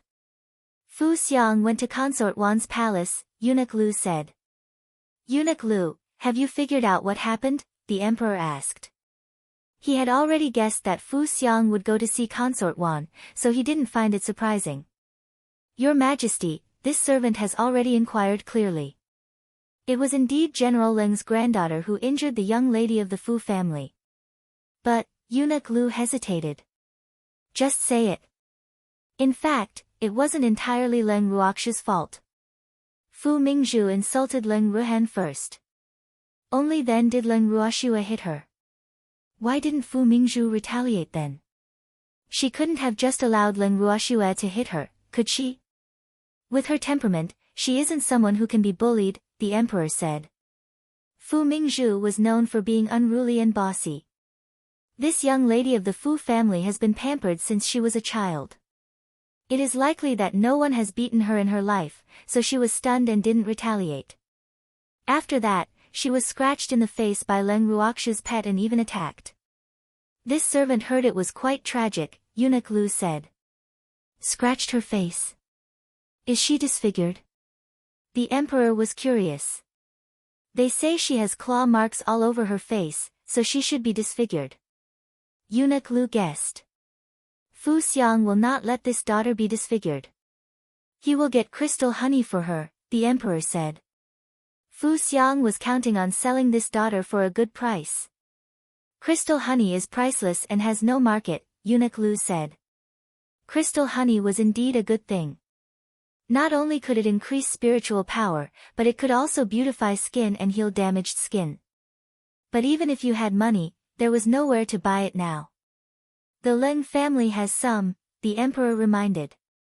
Leng Qingtian had robbed the Su family of 5 kilograms of crystal honey. Will the Leng family give any to them? Eunuch Lu couldn't help asking. It will depend on what Leng Qingtian wants. He will give it to them if he wants to let the matter rest and not blow up, the emperor analyzed. Your Majesty, Consort Wan requests an audience, a young eunuch reported. Tell Consort Wan that I won't see anyone now, the emperor said impatiently. Yes. Your Majesty, Consort Wan, Eunuch Lu hesitated. Consort Wan would definitely pester His Majesty to uphold justice for the Fu family since she was a member of the Fu family. Eunuch Lu, pass on my decree that Consort Wan is not allowed to see anyone in the palace without my permission, the emperor said unhappily. Yes. Eunuch Lu went to issue the edict after receiving it. Shuer. Big brother, what's wrong? Is there something on your mind? Leng Ruoxua asked. Shuer, Fu Mingyuan came just now, Leng Ruhan said after some hesitation. What was he doing here? Leng Ruoxua hated any mention of the Fu family. He came to me for crystal honey. Did you give any to him? No. How could I give something that Shuer gave me to someone else? I told him that I didn't have any, Leng Ruhan quickly said. He didn't want Shuer to misunderstand. But Shuer and that fox are really cruel. Mingyuan said that sister would be disfigured if there was no crystal honey. Big brother, I won't allow you to be an overly good Samaritan. Otherwise, Shuer will ignore you, Leng Ruoxue warned. I won't, Leng Ruhan said. He wasn't as good as Shuer thought. Moreover, Shuer did it for him. That's more like it. Shuer, did anyone in the academy bully you? Leng Ruhan asked worriedly. If those people knew her identity, they would probably look down on her. It didn't matter if he suffered a little, but he didn't want to see Shuer wronged. Big brother, am I someone easy to bully? Leng Ruoxue asked mischievously. She had been staying in the library for the past few days and hadn't seen many people. It's okay if big brother suffers a little, but I won't allow anyone to bully my baby sister. Leng Ruhan caressed Shuer's head lovingly. Yes, yes. Leng Ruoxue nodded vigorously. Leng Ruoxue and Yichen. As soon as Leng Ruoxue and Yichen entered the academy, a short and chubby old man stopped them. Yes. Leng Ruoxue and Yichen looked at each other doubtfully. I am Elder Qiu, the person in charge of the academy's sacred hall. The principal asked me to bring you two to the sacred hall to study, Elder Qiu said very cordially with a beaming smile. The principal said that these two people were not to be trifled with. Moreover, they were the main force in the academy competition, so they had to be treated seriously. Thus, after asking around about the time they would arrive at the academy, he came to the entrance to wait for them. Thank you, Elder Qiu. Leng Ruoxue had a good impression of this chubby Elder Qiu. Since Grandpa Lin sent him, he should be Grandpa Lin's trusted aide. The Heavenly Phoenix Academy's sacred hall was the dream of every student of the academy. However, the minimum threshold for entering the sacred hall was spiritual monarch, and only students who had advanced to spiritual monarch before the age of 25 were qualified to enter. So even if the students in the sacred hall were not all geniuses, they were at least elites specially nurtured by prominent families, and they would absolutely have boundless prospects in the future. Leng Ruoxue and Yichen followed Elder Qiu to the famous sacred hall. The sacred hall was a small two-story standalone building with a dazzling and luxurious exterior. Inside, the entire ground was paved with spirit jade. The surrounding stone pillars were inlaid with spirit crystals of various colors, and the decorations on the walls were very exquisite. It was obvious that the sacred hall had been constructed with great care and extravagance. Elder Qiu pushed open the door of a training room and brought Leng Ruoxue and Leng Ruoxue in. The training room was very spacious, and there were about 20 people inside, cultivating or fighting with each other. After seeing the two of them enter, they stopped what they were doing. Some were stunned, some were surprised, and all sorts of gaze were on them. Chapter 55. What qualifications does she have to be our leader? 2. I will introduce you to two new classmates, Leng Ruoxue and Yichen. Leng Ruoxue will be your leader from now on, Elder Qiu said. What? She's Leng Ruoxue. Isn't she a simpleton? Leng Ruoxue is even more beautiful than Su Nair. As soon as Elder Qiu finished speaking, all sorts of discussions broke out. Elder Qiu, what qualifications does she have to be our leader? A sweet-looking girl directly questioned with displeasure. This is the academy's decision. How can the academy arbitrarily decide on who the leader is? Sun Ting said with dissatisfaction. When the academy let Leng Ruhan be the leader, she didn't dare to object. After all, Leng Ruhan was the strongest person in the academy, and he was well respected by everyone. But why should a simpleton be their leader? Are you doubting the academy's decision? Do you doubt the vision of our academy? Elder Qiu said unpleasantly. Before coming, he had guessed that these prodigies would most likely be dissatisfied with Leng Ruoxue suddenly becoming their leader. But he didn't expect them to make things difficult for her in front of him. Moreover, he didn't expect the one to make things difficult would be Sun Ting, who usually looked very well behaved. Besides, the most difficult person and most likely to make things difficult in the sacred hall wasn't here today. He didn't expect such a thing to happen, and he couldn't help but feel embarrassed. Elder Qiu, don't you still have something to do? Don't worry about us. Leng Ruoxue gave Elder Qiu an out. Ah. Yes, I have something else to do. Then I'll be heading off first. I'll leave this place to you guys, Elder Chiu said tactfully. He knew that Len Ruoxue was going to teach these arrogant and snobbish prodigies a lesson. Alas, the principal has a good eye. Len Ruoxue's aura is even more terrifying than her brother's. You said I'm not qualified to be your leader. Who is qualified then? You? Len Ruoxue said coldly after Elder Chiu left. I. Of course not me.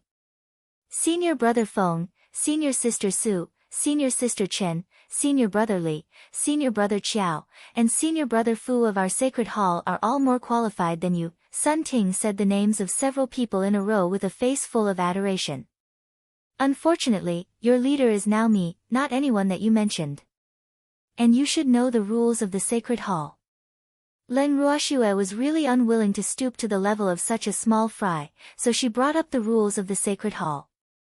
She had been in the academy for several days, and the reason Grandpa Lin didn't arrange for her to appear in the sacred hall first was to let her familiarize herself with the environment of the academy.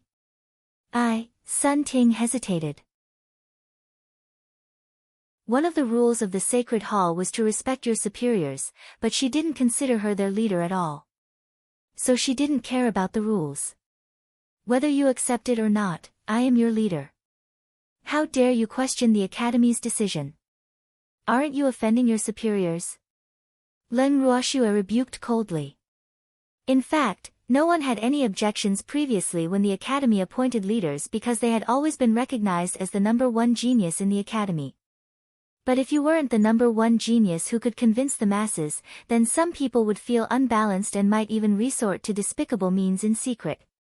In order to prevent such things from happening, the academy had specially set a rule: if you questioned the choice of leader, every student of the sacred hall had the right to challenge the leader. If you won the challenge, then you would become the leader of the sacred hall. This was also a half-appointed and half-democratic way of doing things to convince everyone.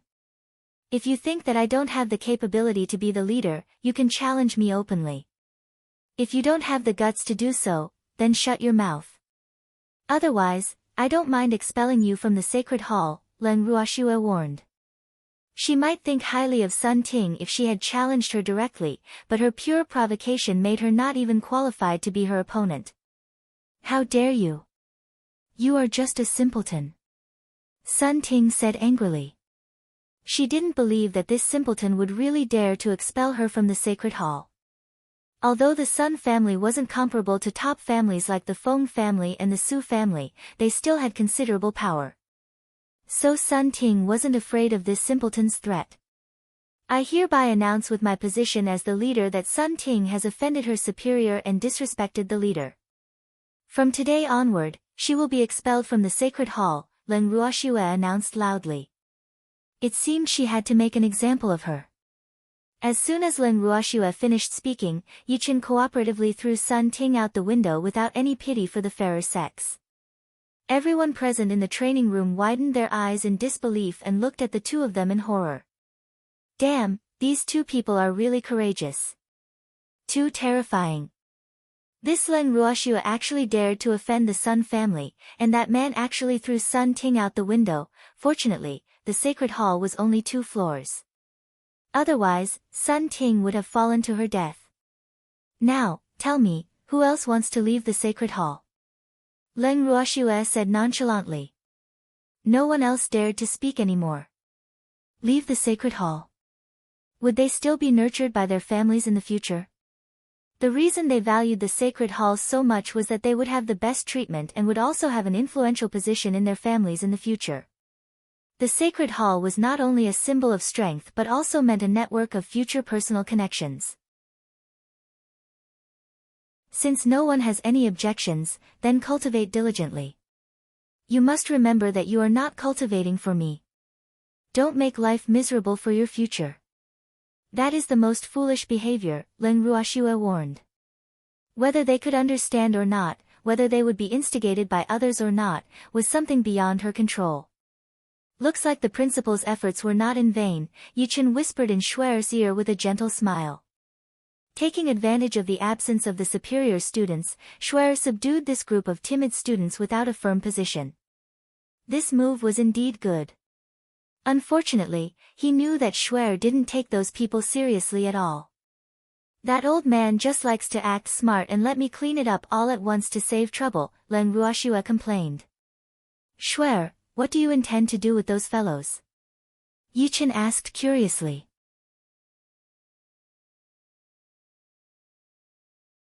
Chapter 56, Thrown Out, What Can I Do?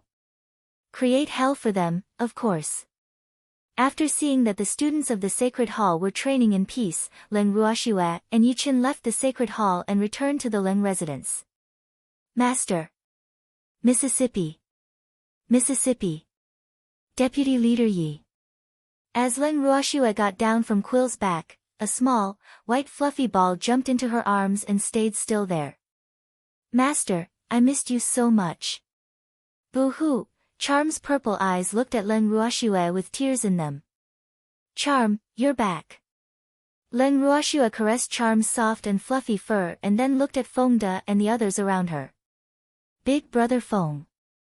Schwer. Feng Moran looked at Leng Ruoxue and smiled gently. They originally wanted to train in the illusionary forest for some time, but after staying for a few days, they realized that they were all a little absent-minded. They didn't have the mood to stay there, so they returned together. Miss, Deputy Leader Yi, we missed you to death. Fengde and the others said. We missed you too, Yichen said.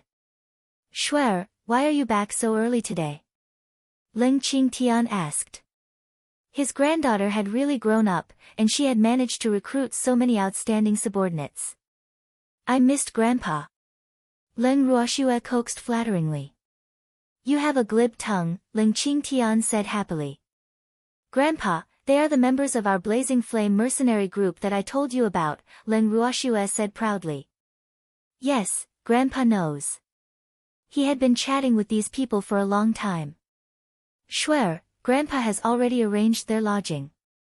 You don't have to worry about it, Ling Qingtian said. Thank you, Grandpa. Foolish lass, do you need to thank Grandpa? Ling Qingtian deliberately said unpleasantly with a stern face. Let's not talk about it then. I will cook Grandpa's favorite dishes tonight. That's more like it. Make more. There won't be enough for Grandpa, Ling Qingtian said quickly. It wasn't easy to get his granddaughter to cook.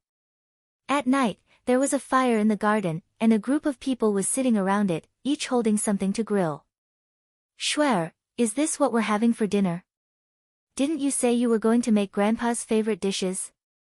Ling Qingtian complained to his precious granddaughter with a bitter face when he saw that everyone was grilling and that there were no dishes available. Grandpa, this is what we will eat tonight. Of course, this is only part of it.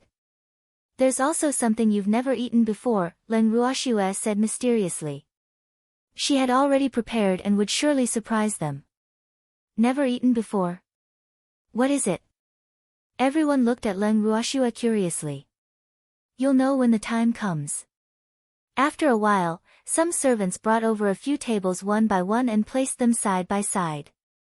Then the servants brought over a few things that looked like pots, but they had never seen this type of pot before. Moreover, the fragrance was really too alluring. Schwer, what is this? Ling Qingtian asked curiously. Grandpa, this is called hot pot, Leng Ruoxue said. She had specially refined a few pots for hot pot a few days ago to satisfy her craving. How could this world not have hot pot? However, if people knew that she used artificing techniques to refine pots for meals, they might faint from anger. But this art of artificing was really too useful. The hot pot she refined didn't require electricity or coal, and just a fire attribute spiritual crystal was enough to settle everything. Miss, how do we use this thing? Fengde asked anxiously. It smelled good, but there was only soup inside when he opened it. Could she only be providing them soup to drink? Don't worry. I'll teach you how to eat in a bit. Leng Ruoxue said helplessly. Why are all the people I know gluttons? The servants brought over cleaned vegetables and sliced meat one by one and placed them on the table. Bring the grilled meat over, Leng Ruoxue said and motioned for them to sit down. Then she picked up a thin slice of raw beast meat and rinsed it in the hot pot a few times, then immediately picked it up and put it in her mouth. See? Eat it like this.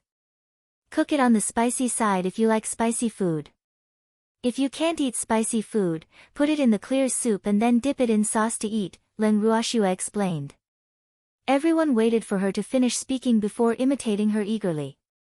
Ah, I'm so full, Fengde said contentedly. Alas, life is so beautiful. Shuer, why didn't you let Grandpa taste something so delicious before? Leng Qingtian said with some dissatisfaction. It was his first time eating something so delicious. Grandpa, I just refined these pots a few days ago, Leng Ruoxue explained. She also wanted to eat it, but it wasn't like there was any available. Refine? You mean these pots are sacred artifacts? What? These pots are actually sacred artifacts. Leng Qingshan's eyes widened in disbelief. How can Shuer be so extravagant? Sacred artifacts. Sacred artifacts. Sacred artifacts that would make everyone green with envy. Sacred artifacts that everyone aspired to possess were actually being used for meals by them. Although everyone was speechless, they were already used to Leng Ruoxue shocking them, so they weren't surprised. I didn't do it on purpose, Leng Ruoxue said aggrievedly. She wanted to refine treasured artifacts, but she couldn't. They accidentally became sacred artifacts. Shuer is such a little monster, Leng Ruhan said seriously while rubbing his sister's head. Fortunately, Shuer is my sister, or else even I would be jealous. We're used to it, Yiqin said calmly. Yes, Feng Moran agreed. Big brother Feng, do you want to go home and take a look? Leng Ruoxue suddenly asked. Go home? Not yet, Feng Moran said indifferently. He had left home for many years and had never returned. Perhaps everyone in the family thought he was dead. Big brother Feng, I met Feng Aoran at the academy, and he asked about you, Leng Ruoxue said.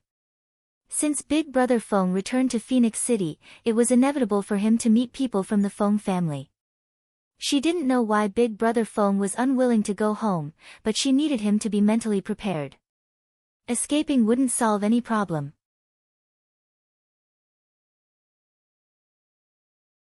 Chapter 57, Feng Moran's past, Aoran, is he okay? Feng Moran couldn't help asking. Aoran was still very young when he left home.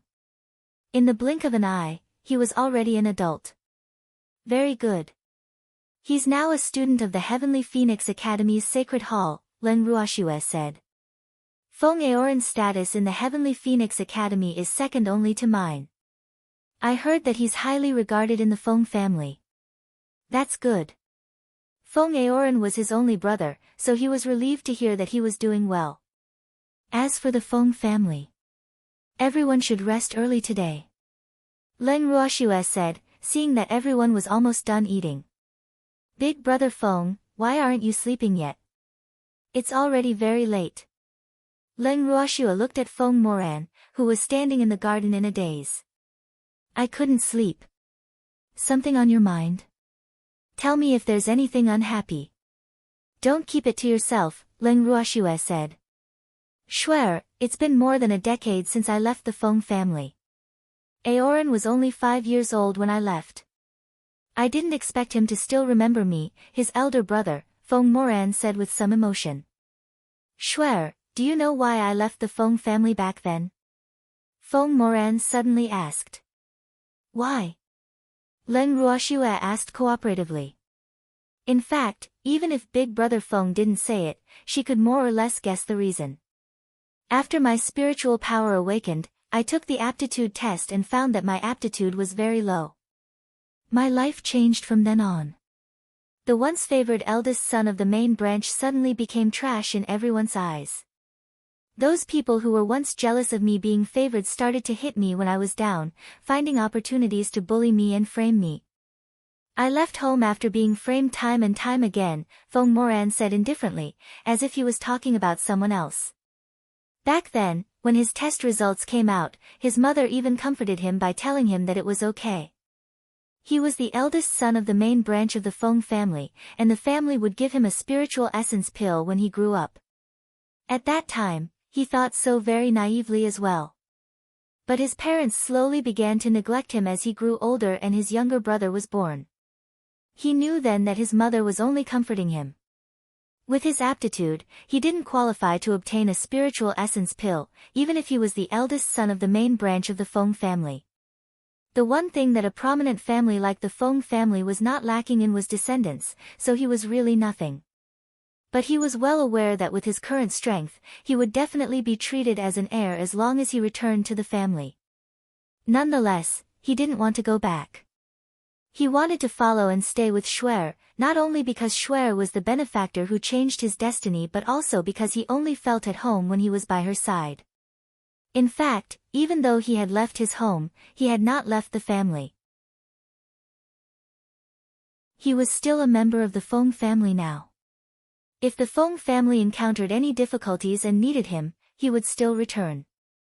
But if the Feng family became enemies with Shuer, then he would stand on her side without hesitation because no one was more important to him now than Shuer. Leng Ruoxue listened patiently as Feng Moran recounted his past. She didn't disturb him because she knew very well that what Big Brother Feng needed was a listener. Do you know how much I envy you now? Even though you were once a simpleton, your grandfather and elder brother loved you like a treasure. Your status in your family is higher than even that of those stunning geniuses, Feng Moran said with envy. To put it bluntly, those geniuses were just powerful pawns of their families. They needed to work hard to obtain their status, but Shuer was loved without needing to do anything. Grandpa and Big Brother are also the most important to me, Leng Ruoxue said. She would absolutely protect this familial affection that hadn't come easily. She would kill whoever stood in her way. Big Brother Feng, how did you know about me since you left home at such a young age? Leng Ruoxue asked in puzzlement. When Big Brother Feng left home, I probably wasn't even born yet. Although I haven't been home for more than a decade, it doesn't mean that I don't know anything. Mercenary news is sometimes very useful. Moreover, I've been to Phoenix City a few times during missions, so I've naturally heard of the name of Leng Ruoxue. You should be the most famous after me, Feng Moran teased. He felt much more relaxed after opening up to Shuer. Feng Moran's words made Leng Ruoxue a little depressed, but she was relieved to see that he had adjusted his mood. Big Brother Feng, rest early, Leng Ruoxue said. Okay. Leng Ruoxue and Yichen walked into the training room and saw a group of people gathered together and talking about something. As soon as they saw the two come in, they stopped talking and just looked at them strangely. Leng Ruoxue and Yichen exchanged glances before turning to look at them. Don't you know that the selection competition is about to begin? Why are you all standing there? Leng Ruoxue said with some displeasure. You aren't qualified to be our leader, a beautiful and sexy woman said with a face full of jealousy. She had heard that the simpleton Leng Ruoxue was a stunning beauty the moment she returned. Seeing her in the flesh, she realized that the simpleton was even more beautiful than she had imagined. Moreover, how could such an outstanding man stand beside a simpleton? Seeing the two of them standing together like a well-matched couple ignited the flames of jealousy in her heart. Only such an outstanding man was worthy of her, and only she was worthy of such an outstanding man. Who are you? Leng Ruoxue had been in the sacred hall for a few days, but she had never seen this woman. But she could vaguely guess her identity. I am Chen Fang, a student of the sacred hall, Chen Fang said proudly. Oh, so you are Chen Fang. Leng Ruoxue said as realization dawned on her face. Her brother had specially told her that there were a few people in the sacred hall who were more prestigious in the eyes of the students, and this included Chen Fang. She was the granddaughter of the vice principal. Moreover, this Chen Fang seemed to have good aptitude. She was an intermediate spiritual monarch. It seemed that the more difficult students to deal with had returned early. Our sacred hall doesn't welcome you. Our leader can't be a simpleton, so you'd better take the initiative to leave our sacred hall, lest you embarrass yourself later, Chen Fang reminded kindly.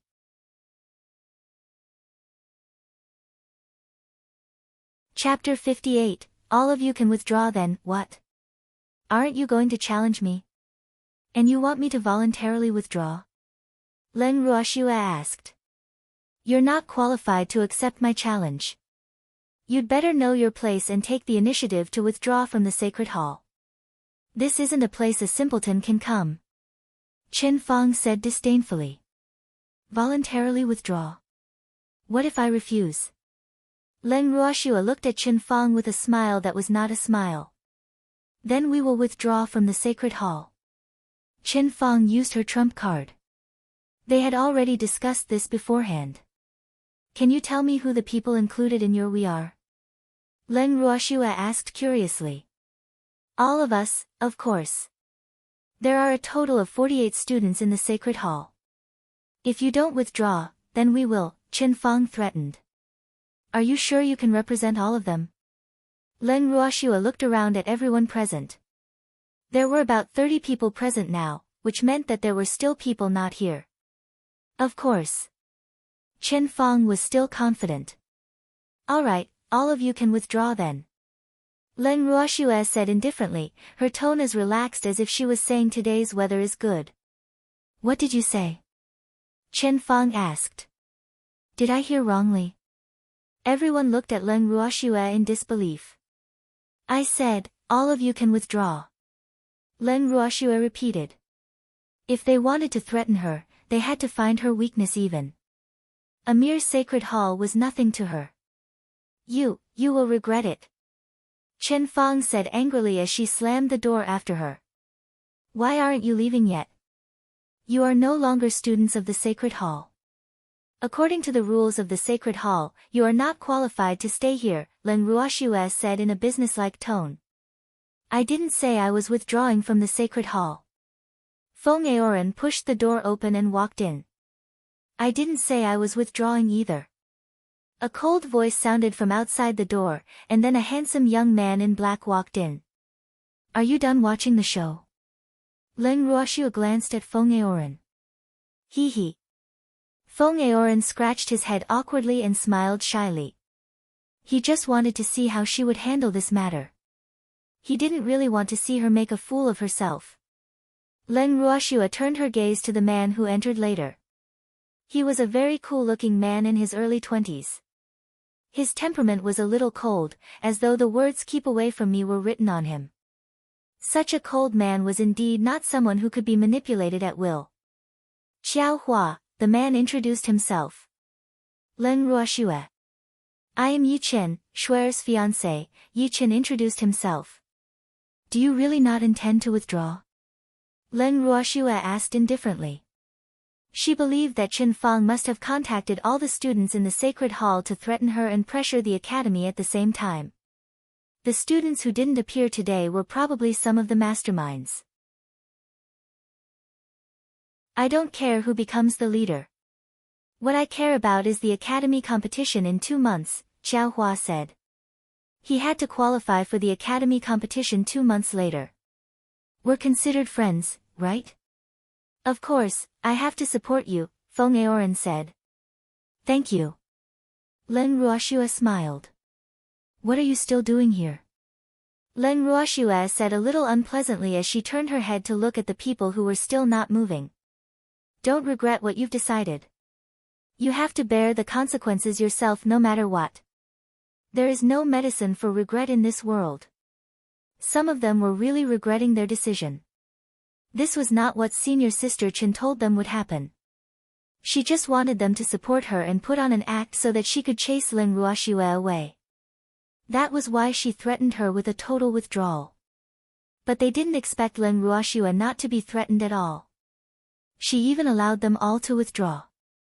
How could they withdraw just like that? They wouldn't be able to explain themselves when they returned to their families. Leader. Some of them looked at Leng Ruoxue pitifully. Hurry up and pack up and leave. Otherwise, I'll have to get someone to ask you to leave, Len Ruoxue said without any emotion. What were you doing earlier? It's too late to regret now.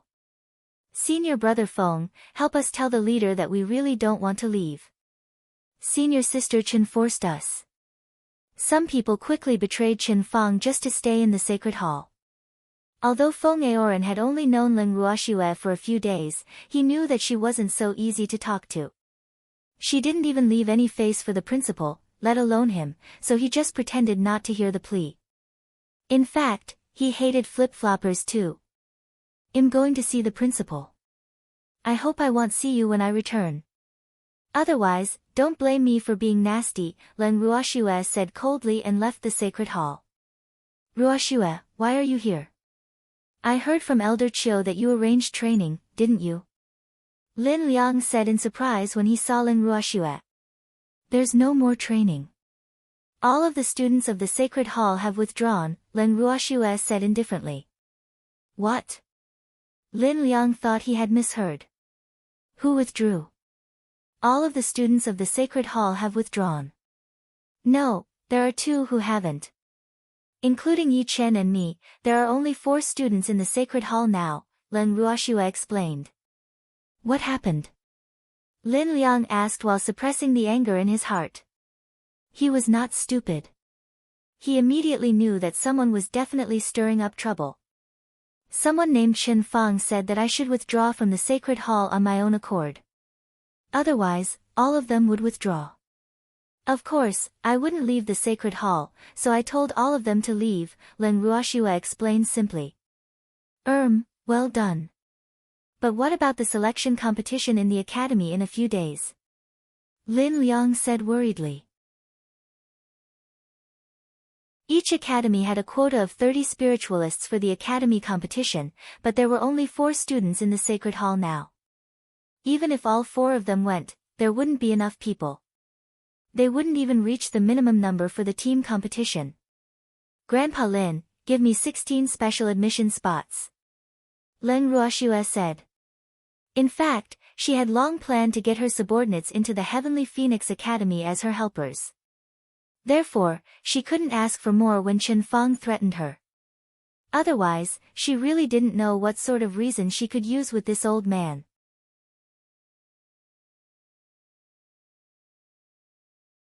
Chapter 59, Give me 16 special admission spots, 16. Do you think special admission spots are like cabbages in a market? There has to be a reason. Lin Liang said with a slight headache. For example, there must be something special. Then what reason did Grandpa Lin use to give me a special admission spot? Len Ruoxue asked curiously. You are a spiritual monarch, a 15-year-old spiritual monarch, Lin Liang said. What if all 16 of them are at least spiritual monarchs? Len Ruoxue probed. All spiritual monarchs? Where did you get so many spiritual monarchs?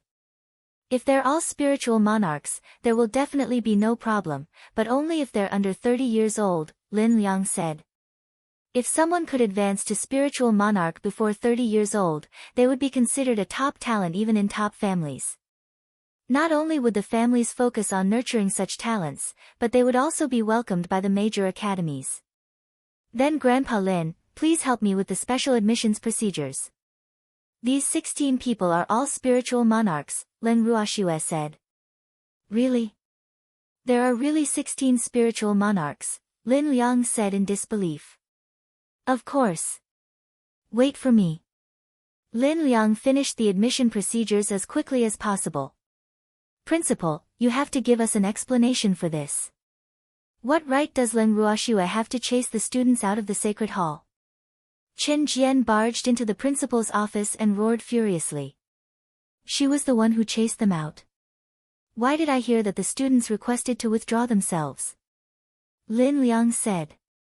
With the 16 spiritual monarchs Ruoxue mentioned, he was much more confident. He greatly admired that little girl from the bottom of his heart. That girl was much more daring and ruthless than him. Alas, I'm really old. But she can't really let those students withdraw. They are all spiritual monarchs, the best students in our academy and the face of our Heavenly Phoenix Academy. If the Rising Dragon Academy and the Moon Shadow Academy know about this, who knows how they will laugh at our academy. Chen Jian roared. So you want Ruoxue to withdraw? Lin Liang asked lightly. She can solve this problem by withdrawing by herself, so of course she has to consider the overall situation. This is also for the good of our academy. Chen Jian said as if it was obvious, not thinking that his reason was excessive at all. Do you want me to leave the academy as well and give you the position of principal? Lin Liang said with a spurious smile. Of course, not. How could that be possible? You're the principal. Chen Jian was shocked. Fortunately, he reacted quickly enough. He had almost said what was on his mind just now. It was impossible to become the vice principal without a brain. While he had wanted to be the principal for a long time, he knew that his ability wasn't enough to convince the masses. Moreover, it wouldn't do if they didn't have a spiritual supremacy in their midst as one of the three major academies. Therefore, before he had absolute confidence, he could only add some tension for the principal whenever he was free. You actually know that I'm the principal? How dare you question me then? This matter was planned by your precious granddaughter. Did you discuss it beforehand? Lin Liang asked coldly. He used to focus on cultivation and almost didn't care about the academy's affairs. For many things, he could turn a blind eye as long as they didn't cross his bottom line. But since Ruhan's incident, these troublesome matters had obviously crossed his bottom line. Did they really think I will continue to tolerate them? How is that possible? Fanger has always been very prestigious among the students. You know this to be true, principal. They didn't like Len Ruoxue as their leader, so they looked for Fanger. Fanger had no choice but to do this for the sake of the academy's reputation. Chen Jian wiped the cold sweat off his forehead. He had told Fanger to find someone else to do it, but the students of similar status as Fanger had made all sorts of excuses. Finding someone without much prestige wouldn't achieve the effect they wanted, so Chen Fang had no choice but to be the representative in the end. But things still didn't go according to their plans and even went out of their control. Then what is your job as a grandfather? You're also the vice principal of the academy. Are you going to let your granddaughter do whatever she wants and destroy the academy's reputation? Lin Liang questioned. I didn't know about it beforehand, Chen Jian denied. Regardless of whether you knew about it or not, since this matter has already happened, there is no room for negotiation. I will leave those students who voluntarily requested to withdraw from the sacred hall to you. I will not interfere in this matter. Lin Liang said. Taking the initiative to withdraw from the sacred hall indicated wanting to leave the academy. Moreover, this matter was started by Chen Fang. It was imaginable how great the impact this matter had on this grandfather and granddaughter. He would rather sacrifice a little reputation than to tolerate them. Principal, Chen Jian didn't expect Lin Liang to be unwilling to care. Doesn't he care about the academy's reputation the most? Why is he? Shuer, are you okay? Feng Moran couldn't help asking worriedly when he saw Lin Ruoxue return. The news that the students of the Heavenly Phoenix Academy's Sacred Hall had collectively requested to withdraw from the Sacred Hall had already spread throughout Phoenix City. What could happen to me? Lin Ruoxue was puzzled. It should be Chen Fang and her vice principal grandfather who were in trouble. Deputy Leader Feng, I told you long ago that our young lady is strong-minded. This small matter is nothing. Feng De said with a smile. In his heart, his young lady could solve anything, even if it were as big as the sky. Well said. Here, this is your reward. Lin Ruoxue threw Feng De a golden badge. What is this? It's pretty heavy. Is it made of gold? Feng De asked, being the money grubber he was. That is the badge of a Heavenly Phoenix Academy student. From now on, you are a student of the academy, Lin Ruoxue explained. What? How is this possible? The Heavenly Phoenix Academy was one of the 3 major academies on the Ling Feng continent. It was a holy land that countless people dreamed of. He didn't even dare to think about it. Why not? Why would I lie to you? Leng Ruoxue pretended to be displeased. Hee, how could Miss lie to me? Feng De said with a grin. Anybody else would have reasons to lie to him, but the young lady had nothing to lie to him about.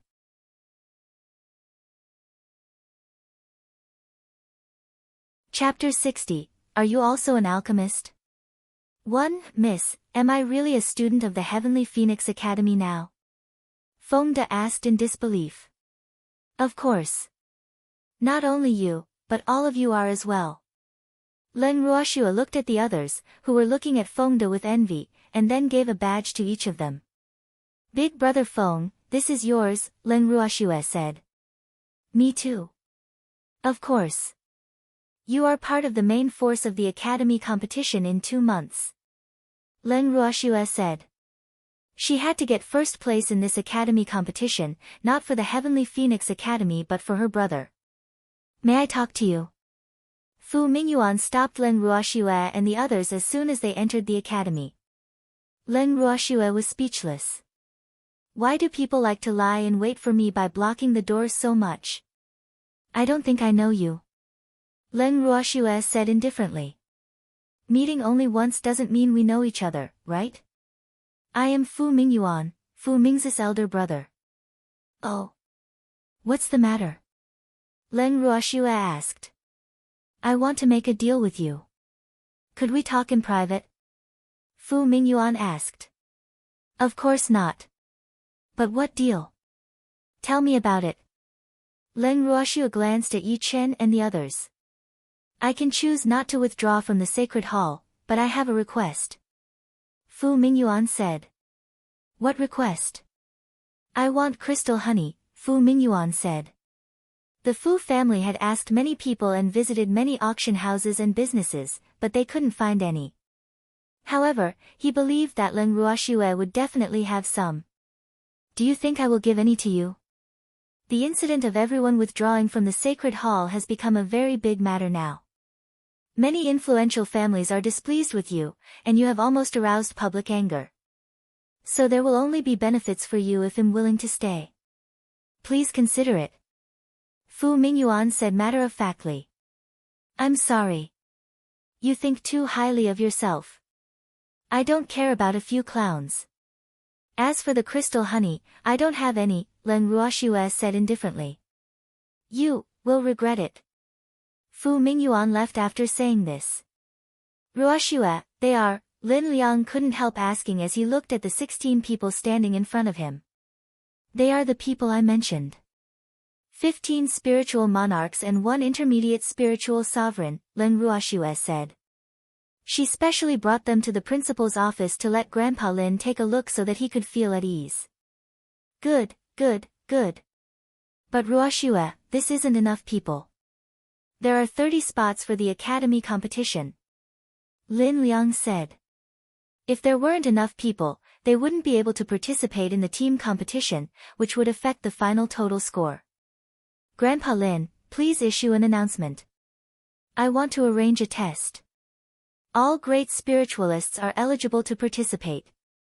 I will select 30 great spiritualists to join the Sacred Hall. Great spiritualists joining the Sacred Hall. No, great spiritualists aren't qualified to join the Sacred Hall, Lin Liang said. Since the establishment of the Heavenly Phoenix Academy, there had been no precedent for a great spiritualist to join the Sacred Hall. Moreover, their academy wouldn't be able to hold its head high in front of the other major academies, the Rising Dragon Academy and the Lunar Shadow Academy, if he agreed to let great spiritualists join the Sacred Hall. What if I can make them advance to Spiritual Monarch? Leng Ruoxue also knew that letting great spiritualists join the Sacred Hall would affect the academy, so she didn't plan on letting them join the Sacred Hall directly. What did you say? Lin Liang widened his eyes at Leng Ruoxue. I have spiritual essence pills that can make them directly advance to Spiritual Monarch, Leng Ruoxue said. Spiritual essence pills? Do you have 30 spiritual essence pills? Lin Liang asked in disbelief. 30 people would require 30 spiritual essence pills. Even an alchemist wouldn't dare to say that they had 30 spiritual essence pills in their hands. It was known that spiritual essence pills were very difficult to concoct. Of course. Where? Leng Ruoxue took out a jade bottle. Lin Liang immediately grabbed it impatiently, opened the bottle cap, and sniffed. They were indeed spiritual essence pills, but the smell seemed a little different from what he knew. It was more fragrant and pure, and the quality was much better than what he had seen. Where did you get them? Lin Liang asked in surprise. This girl has so many secrets. No wonder Ruhan recommended her to compete in his stead. I concocted them myself. Leng Ruoxue had already decided not to conceal her identity as an alchemist from Grandpa Lin. Alas, I originally wanted to keep a low profile, but those people just won't stop. Are you also an alchemist? This was simply a pleasant surprise. This girl was at least a master alchemist since she could concoct spiritual essence pills. Yes, Grandpa Lin. This is a secret. Oh, I know. Since Ruoxue didn't want to reveal it, of course he would keep it a secret. Ruoxue, everyone knows that their cultivation speed will be much slower after taking a spiritual essence pill. The students of our academy are 1 in a million and have the best aptitude. I'm afraid they won't agree. Lin Liang said. The students of their academy didn't need to take a spiritual essence pill at all. Advancing to spiritual monarch was just a matter of time for them. Principal, we have all taken the spiritual essence pills concocted by Mississippi. It has been less than 3 months, and I am already an advanced spiritual monarch. Lin Yuan, who received Leng Ruoxue's gaze, said hurriedly. Really? Lin Liang said in astonishment. If that was the case, wouldn't these spiritual essence pills be even harder to obtain? Of course. But only the spiritual essence pills concocted by Miss have such an effect. Others don't have it. Lin Yuan was in full admiration of the young lady now. She was his idol, his goddess. Ruoxue, is that true? Lin Liang looked eagerly at Leng Ruoxue with bright eyes. Yes. After taking one of my spiritual essence pills, it can improve a person's constitution, and their cultivation speed will also become faster in the future. Leng Ruoxue didn't deny it. This is really great. Lin Liang was so happy that he was dancing with joy. Let's see what those people dare to say now. Shuer, when do you plan to start this test? Lin Liang asked. A week later. Give them some time to think it through carefully, Leng Ruoxue said.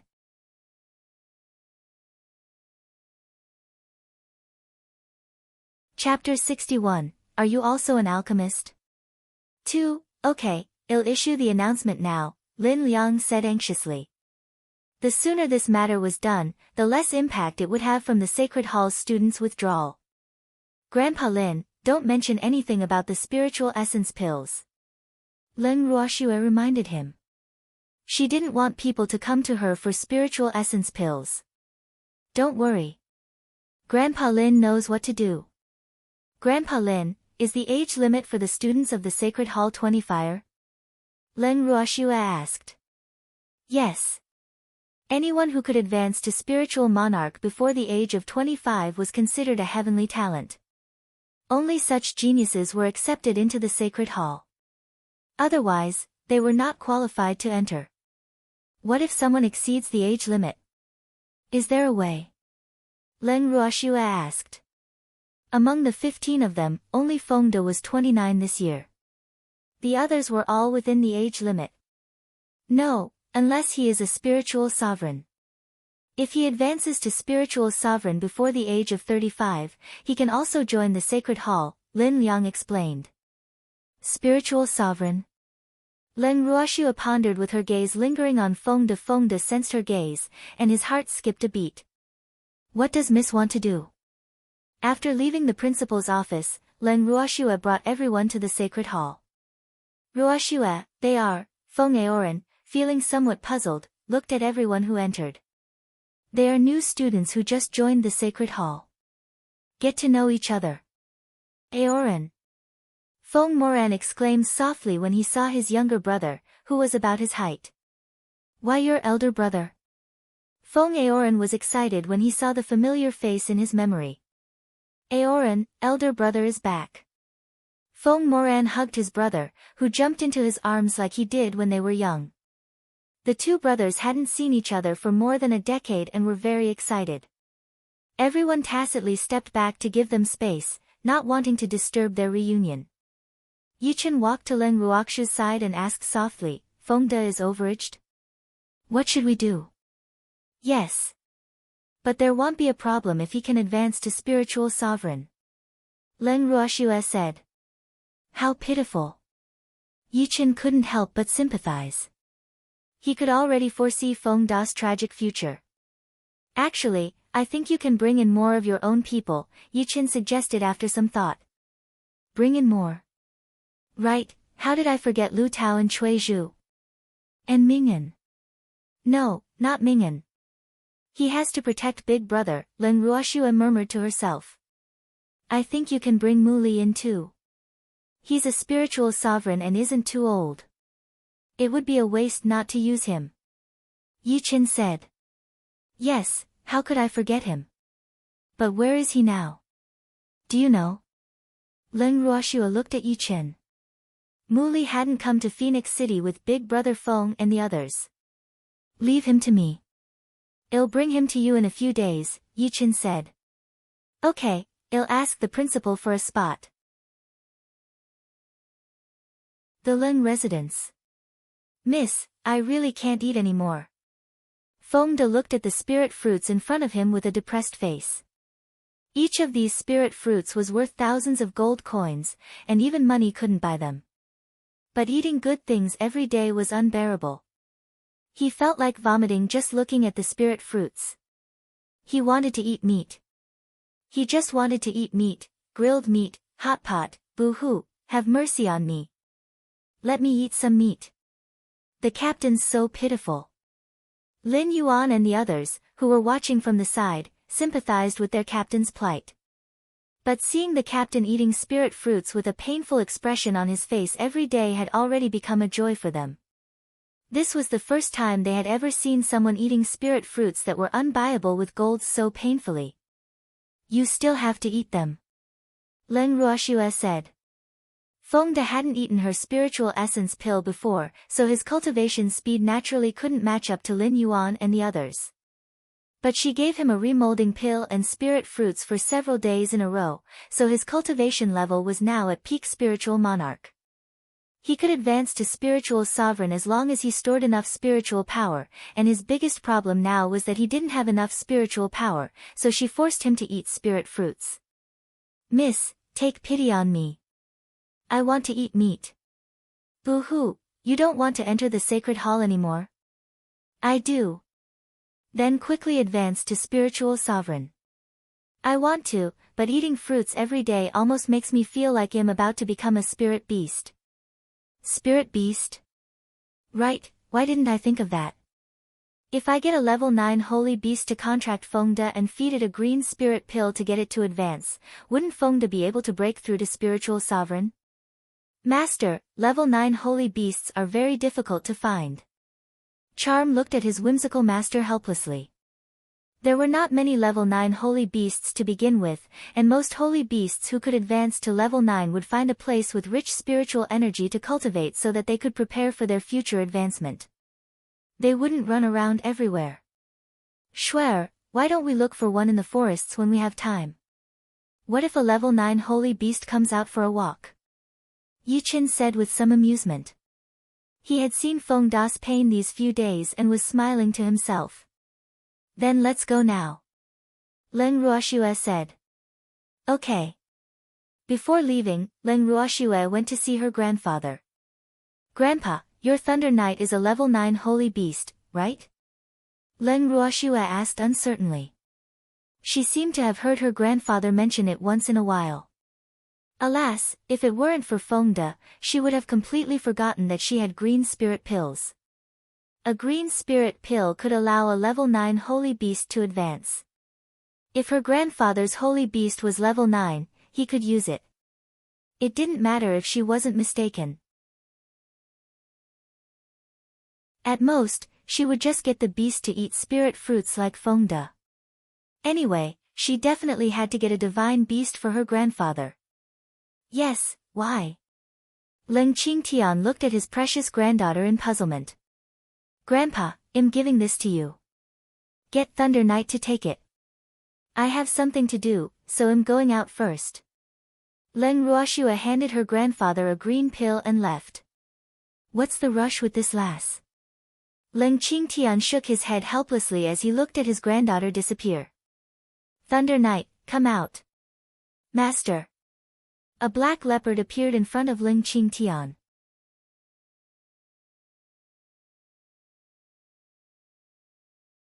Chapter 62. It turns out to be just a lizard. Shuer gave this to you. Eat it. Leng Qingtian threw the pill directly into Thunder Knight's mouth. Thunder Knight opened his mouth cooperatively and swallowed the pill. He knew that what his little master gave was definitely something good. But he felt something wrong as soon as the pill entered his mouth. Master, what's the matter? Leng Qingtian saw that Thunder Knight's expression was a little abnormal. Master, I'm going to break through. Thunder Knight said excitedly. Oh, break through? What? You're going to break through? Leng Qingtian finally reacted and jumped up in surprise. Quickly come with me. You can't be here, but before Leng Qingtian could finish speaking, heaven and earth laws descended. Leng Ruoxue and Yichen sat on top of Quill with Charm lying in her arms. The two people and two beasts headed straight for the major forests. They searched several nearby medium and small forests, but they didn't find a level 9 holy beast. What should we do? Do we have to go to the illusionary forest to look for one? Leng Ruoxue asked. Let's look around here first. If there isn't one, we can only go to the illusionary forest. Yichen pointed at an unknown forest below. Quill, fly lower and take a look, Leng Ruoxue said. Yes, master. Who has the audacity to come to my territory? Just as Quill descended, they heard an angry roar coming from below. A level 9 holy beast. Leng Ruoxue and Yichen exchanged glances. This mighty pressure was definitely from a level 9 holy beast. They didn't expect a level 9 holy beast to be hiding in such an unknown little forest. Quill, go down. Yes, master, Quill answered. He was also a level 9 holy beast, so the pressure of the holy beast below posed no threat to him. Quill's sharp eagle eyes locked onto the level 9 holy beast and descended directly in front of it. It turns out to be just a lizard. Leng Ruoxue said mockingly while looking at the holy beast as tall as a hill in front of her. She knew that it was a genuine dragon, and it was a fire dragon, the dragons with the worst temper. But the dragons in this world were different from the dragons she knew. The dragons in this world had a large belly and a pair of fleshy wings, causing them to look like a lizard with wings. You are the lizard. Your whole family are lizards. Sure enough, the enormous fire-breathing dragon immediately roared furiously after hearing what Leng Ruoxue said. 2 clusters of flames spurted out from its huge nostrils. Big lizard, do you want to set the forest on fire? Leng Ruoxue wasn't only not angry when she heard this, but she was even smiling very happily. Go ahead and be angry. If you're not angry, how can I have a reason to teach you a lesson? Dragons were not to be provoked. It seemed that no one on the Ling Feng continent had been able to contract a dragon. Everyone knew that dragons couldn't be provoked, and no one dared to provoke them. Moreover, she heard that the dragon race was very united, so she didn't want to provoke them on her own initiative. But if a dragon provoked her first and she was just defending herself, then there would be no problem. Leng Ruoxue schemed very cunningly. I am a dragon, a noble fire dragon, not an ugly lizard, the fire-breathing dragon roared uncontrollably. Damn human. Do you have evidence? Leng Ruoxue asked in disbelief. I am a dragon. Isn't this the best evidence? The fire dragon was stunned. Can anyone prove that you are a dragon? I don't think so. What you said doesn't count. Len Ruoxue provoked. Why is this stinky lizard not angry? All it knows to do is breathe fire without attacking. Is this what it means by all talk and no action? Len Ruoxue was a little disappointed. Could this be a dragon that's as timid as a mouse? In fact, she really guessed right. This really was a dragon that was as timid as a mouse due to having been bullied by other dragons. So this dragon only dared to scare them and pretend to attack but not really daring to at all because the other side also had a level 9 holy beast. Hey, big lizard, how many days has it been since you bathed? Why do you smell so bad? Len Ruoxue covered her nose with a look of disgust. Seeing the big lizard not reacting, she had to add fuel to the fire. It probably hasn't since birth. I heard that lizards don't like to bathe, Yuqin said cooperatively. Really? So dirty. What did you say? How am I dirty? I bathe frequently. The fire dragon, which was thinking about how to prove that it was a dragon, roared irritably. Who says that dragons don't like to bathe? Dragons love cleanliness. It's really infuriating. Then why are you still so dirty? Look at my charm. He smells so good. This is what you call clean. Len Ruoxue raised the little fox whose entire body was snow white, as if she was showing off her fair skin. Just as the fire dragon was about to speak, it felt a tingling pain on its butt. Big lizard, your butt is on fire. Len Ruoxue had quietly thrown a fireball at the fire dragons but when it wasn't paying attention. She didn't believe that the fire dragon could still endure it. It must have caught fire because its skin is too dry from not bathing. Yuqin came to an important conclusion. Charm was sweating profusely. These two are terrible. When they join forces to plot against someone, likely no one would be able to get away. Alas, big lizard, I hope you know your place. Nonsense. I just bathed last month, the fire dragon roared. The two humans were really unbearable. It spat out a mouthful of dragon breath without even thinking. Len Ruoxue and Yuqin dodged lithely. Not bad, it finally attacked. Even though it fell a bit short, it still works. Len Ruoxue and Yuqin each took a side and surrounded the fire dragon. Yuqin threw a punch at its thick body, causing it to howl in pain. Ow! It hurts. Len Ruoxue threw the advanced fire element spiritual skill, Flame Feather, on the fire dragon and made a hole in its body. Then she unscrupulously took out a special jade bottle to collect the dragon's blood. Dragon blood was something good. She couldn't let it go to waste. At the side, Charm was flabbergasted by what he was seeing. Master is so frugal. She doesn't even want to waste a single drop of dragon blood. Boo-hoo. These two people are too evil. The fire dragon had tears in its eyes as it looked at the woman who was collecting its dragon blood aggrievedly. It wanted to run, but its body seemed to be restrained by something, so it couldn't move at all. It could only watch as she collected its blood. Boo-hoo. My blood. What it regretted most now was taking the initiative to provoke them. It thought they would be scared when they saw it, but who knew that it would provoke these two devils? Boo-hoo.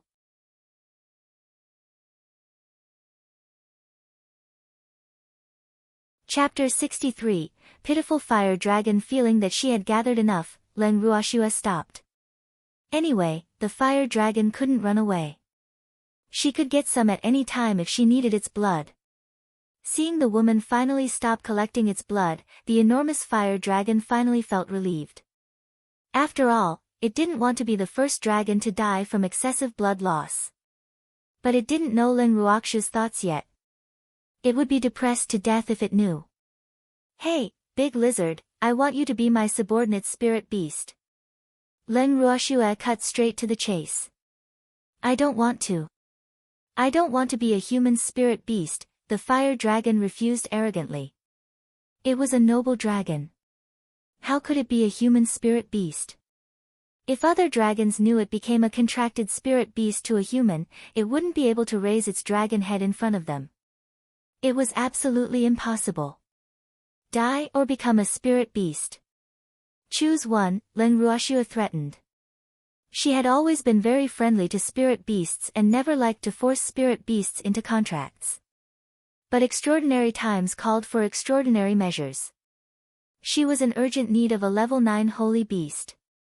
Moreover, she knew that threatening was the most practical and effective method for this timid lizard.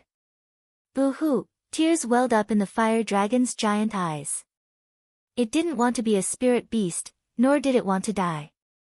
But it couldn't run away either, so it was in a dilemma, considering. Even though it didn't respond for a long time, Leng Ruoxue didn't rush it. She could tell that the big lizard was unwilling to die, so she gave it some time. She was the most humane. I agree to be a spirit beast, but I have a condition, the fire dragon said after some thought. Tell me. You humans can't force me to do things I don't want to, the fire dragon said. It had thought for a long time and knew that these two humans wouldn't let it go, so it wanted a condition in return. This was for the dignity of dragons. Okay. But you have to protect my subordinate, and I want you to sign a soul contract with him, Leng Ruoxue said. Dragons and phoenixes were spirit beasts with ancient noble bloodlines, and their status was the highest among all spirit beasts. You know about the soul contract? The fire dragon said in surprise. Is it strange? Dragons and phoenixes aren't the only spirit beasts with ancient bloodlines on the Ling Feng continent. Leng Ruoxue said mockingly. Does this stinky lizard think I'm inexperienced? I agree to sign the soul contract, the fire dragon said quickly, a little embarrassed. It could feel that this female jinx was a little angry.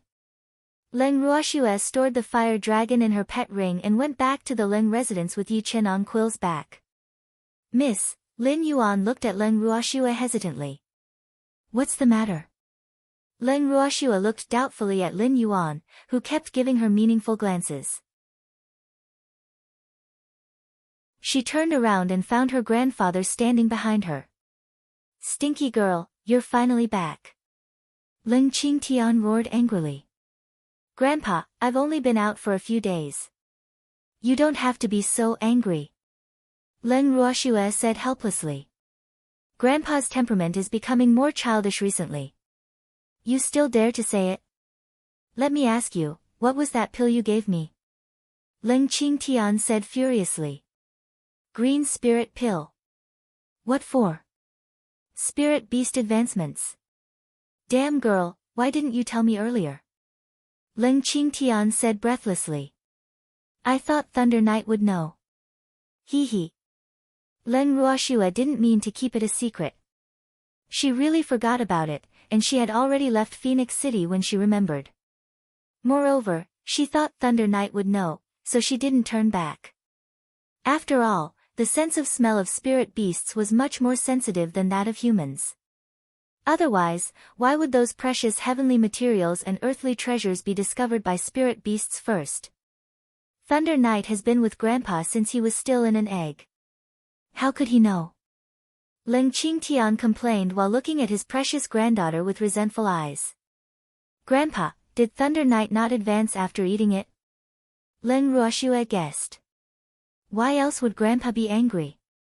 He advanced, Leng Qingtian said in a huff. Then why is Grandpa still angry? Thunder Knight is already a divine beast. Leng Ruoxue smiled gently. I'm angry because the commotion during the advancement attracted many powerhouses, Leng Qingtian said in annoyance. Why didn't you find a secretive place? Leng Ruoxue couldn't help asking. Even though she didn't care if others knew about it, her grandfather didn't seem to want others to know. There wasn't enough time. Why wasn't there enough time? Leng Ruoxue was a little puzzled. The advancement to divine beast shouldn't be so fast, right? Thunder Knight took the pill and advanced in less than a few minutes, Leng Qingtian said. Then he advanced as well because of Thunder Knight. He was now at intermediate spiritual supremacy and would advance to advanced spiritual supremacy soon. So fast? Leng Ruoxue asked. Master, I guess Thunder Knight advanced so fast because he had abundant spiritual power in his body. In fact, even without your green spirit pill, I believe that Thunder Knight would have advanced by himself soon enough. Charm communicated with Leng Ruoxue in their minds. Leng Ruoxue nodded. She heard from her grandfather that Thunder Knight had good aptitude and was born as a level 9 spirit beast. Grandpa, there's nothing much you can do since the commotion has already happened. You shouldn't be angry anymore. Leng Ruoxue coaxed. The winds howl around the highest peaks. It will attract envy, Leng Qingtian said. He was afraid that someone would do something underhanded. He was a spiritual supremacy and had a divine beast, so it was difficult for others not to be envious. Some people might not dare to do it openly, but it was possible to do it in secret. No one dared to touch him because of his strength, but it didn't mean that no one would touch the people around him. Let them try. Anyone who dares court death will be killed without mercy. Leng Ruoxue said coldly. They had to ask if she agreed before hurting her family. Perhaps I'm too worried. Leng Qingtian sighed. With Shuer around, I really don't need to worry so much. Shuer, did you find the level 9 holy beast? Leng Qingtian finally remembered why she left home after complaining for a while.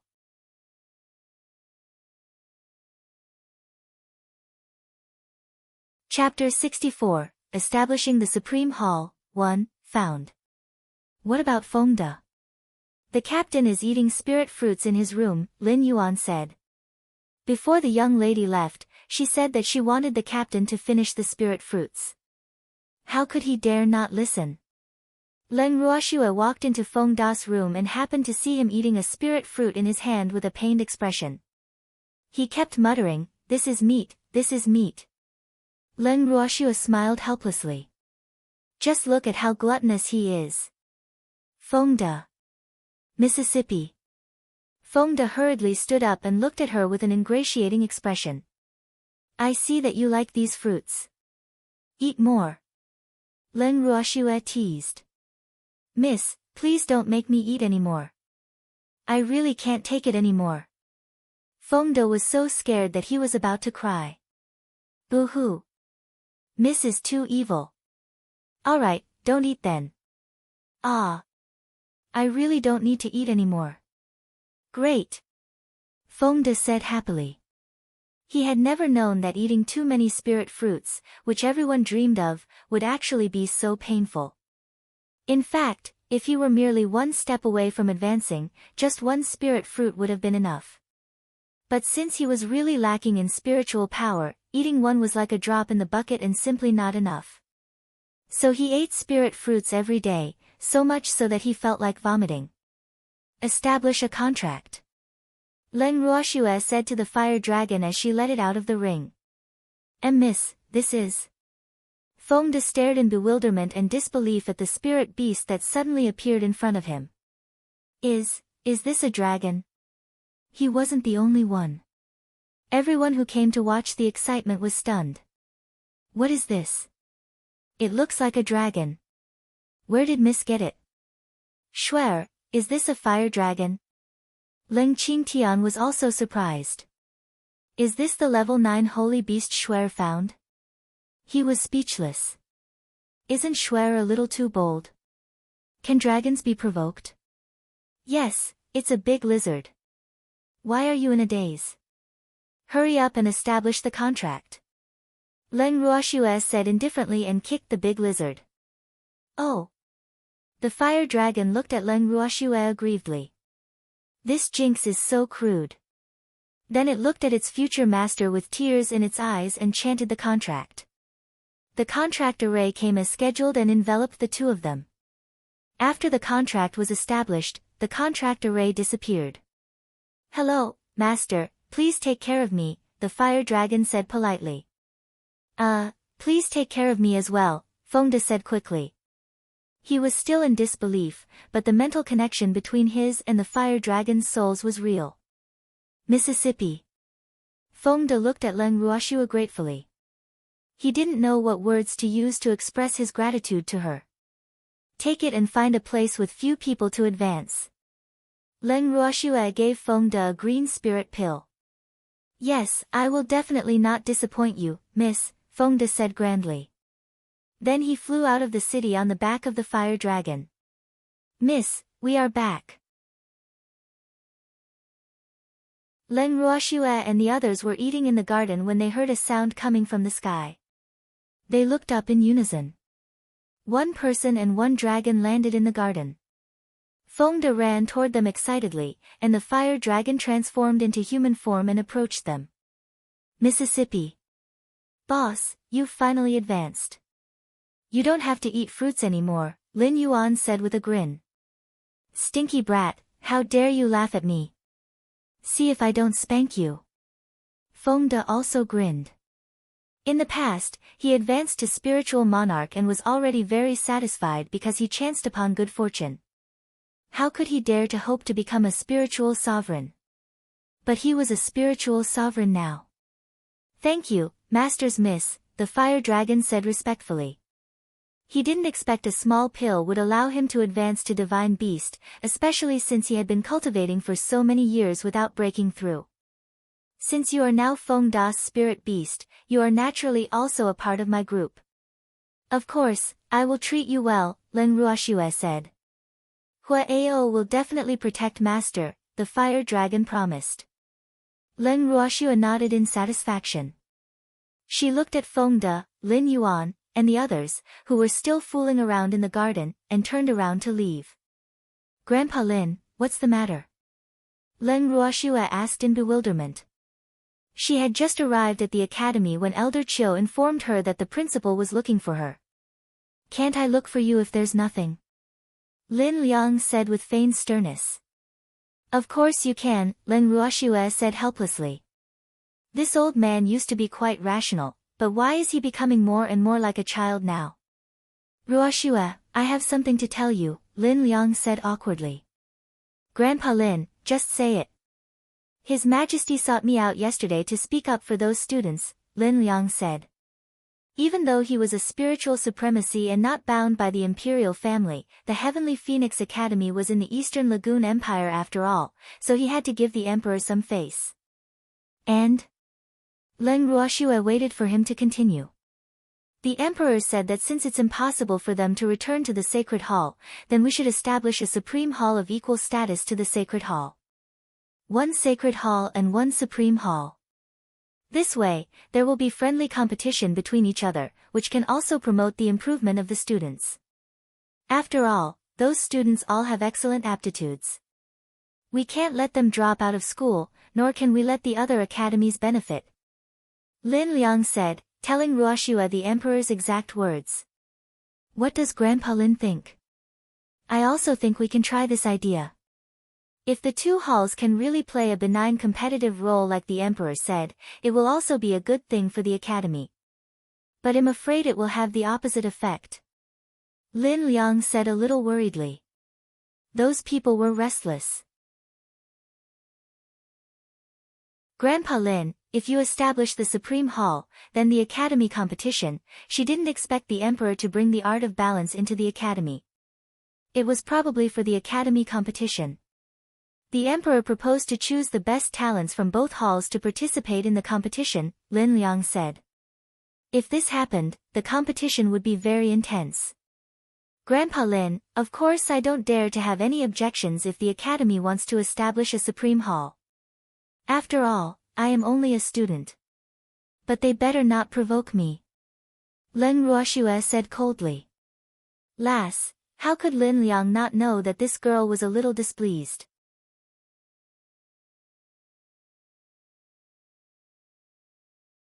Chapter 65, Establishing the Supreme Hall, 2, What are you doing?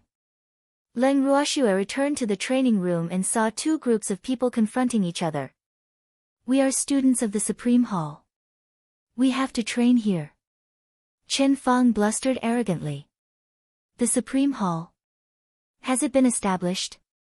Leng Ruoxue asked mockingly. Of course. We want to train here. Make room for us. Chen Fang yelled. What a joke. This is the sacred hall. If you want to train, go to your supreme hall. Don't run wild here. Leng Ruoxue said coldly. No wonder Vice Principal Chen hasn't done anything for the past few days. So he was planning to set up the Supreme Hall to go against us. Vice Principal Chen said that we can share a training room with you, Chen Fang said with her nose in the air. He told you, not me. Go to whoever told you. Leng Ruoxue said impatiently. As the vice principal, he should cultivate diligently instead of scheming things all day long. No wonder he hasn't been able to break through. You! How dare you ignore Vice Principal Chen's orders? Chen Fang roared angrily. Feng De, throw them out. Leng Ruoxue ordered coldly. Yes. Feng De picked one up with each hand and threw them out of the window with a whoosh. He learned this trick from Deputy Leader Yi. How dare you? Chen Fang was so angry that her pretty face reddened and distorted. Do you want to leave by yourselves, or do you want us to throw you out? Leng Ruoxue asked with her shapely eyebrows raised. Ah! Some timid students heard Leng Ruoxue's words and ran away in fright. Do you want to be thrown out? Leng Ruoxue asked Chen Fang. Why, you will regret it. Chen Fang said fiercely and slammed the door behind her. Swear, you will regret it. Yi Chen teased gently. Why do people keep telling me recently that I will regret it? Leng Ruoxue said speechlessly. Feng De, why did you just stand there foolishly and not chase them out? Leng Ruoxue asked in puzzlement. When did Feng De and the others become so well behaved? Hee hee, miss, we just wanted to see what they could do. Feng De said with a grin. Swear, what is this supreme hall that woman mentioned? Feng Moran asked in puzzlement. Leng Ruoxue repeated what the principal had told her. What about the academy selection competition? Xiao Hua asked. He was more concerned about the academy competition. The two halls will be competing for the spots, Leng Ruoxue said. Doesn't that mean more than 100 people will compete for 30 spots? Xiao Hua frowned slightly. Yes. Why? Are you not confident? Leng Ruoxue raised an eyebrow at Xiao Hua. Of course I am. He used to rank among the top 10 in the Sacred Hall before, but his confidence had taken a hit after seeing the people brought in by Leng Ruoxue. These people were both stronger and had more combat experience than him. He was simply at the kindergarten level in front of them. But it was this disparity that aroused his fighting spirit. Now he was even a little glad that he didn't choose to leave back then. Otherwise, where would he find such good sparring partners? Then train hard. Leng Ruoxue said. Okay. Feng De, come spar with me, Xiao Hua said while pulling Feng De. Xiao Hua, you are crazy.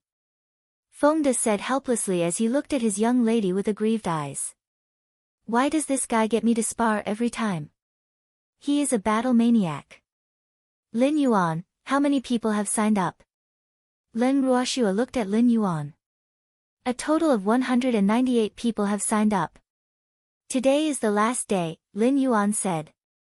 Leng Ruoxue nodded thoughtfully. It was fewer than she had expected, but it was still acceptable. Lin Yuan, inform everyone to come to the Sacred Hall to take the test in the morning the day after tomorrow. Okay.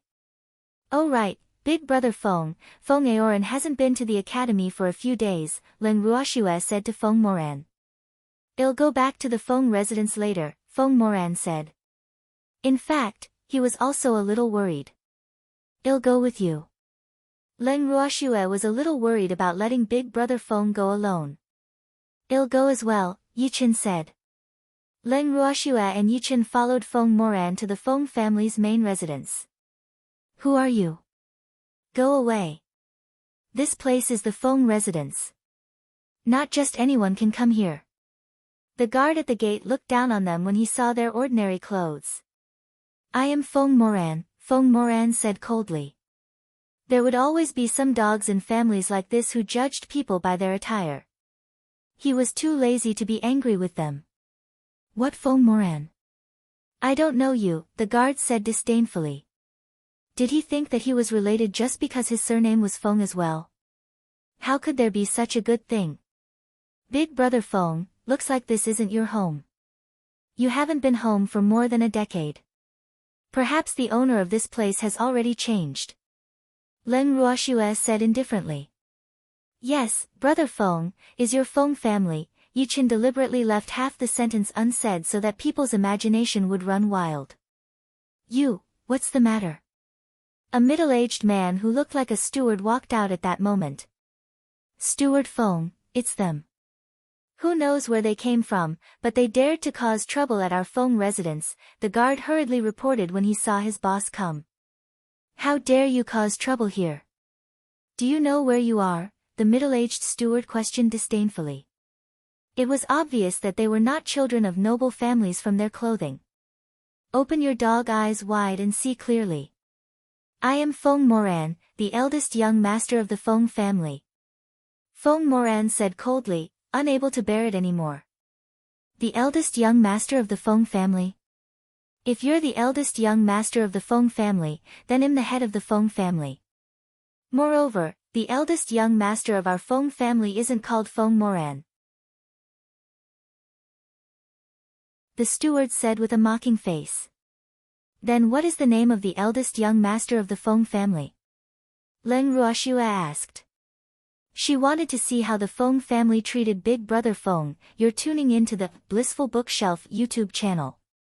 We're so grateful for your support and don't forget to subscribe to join us on this incredible journey through captivating stories.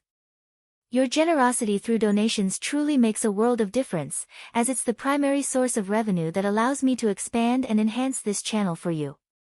Thank you from the bottom of my heart for being a part of this adventure.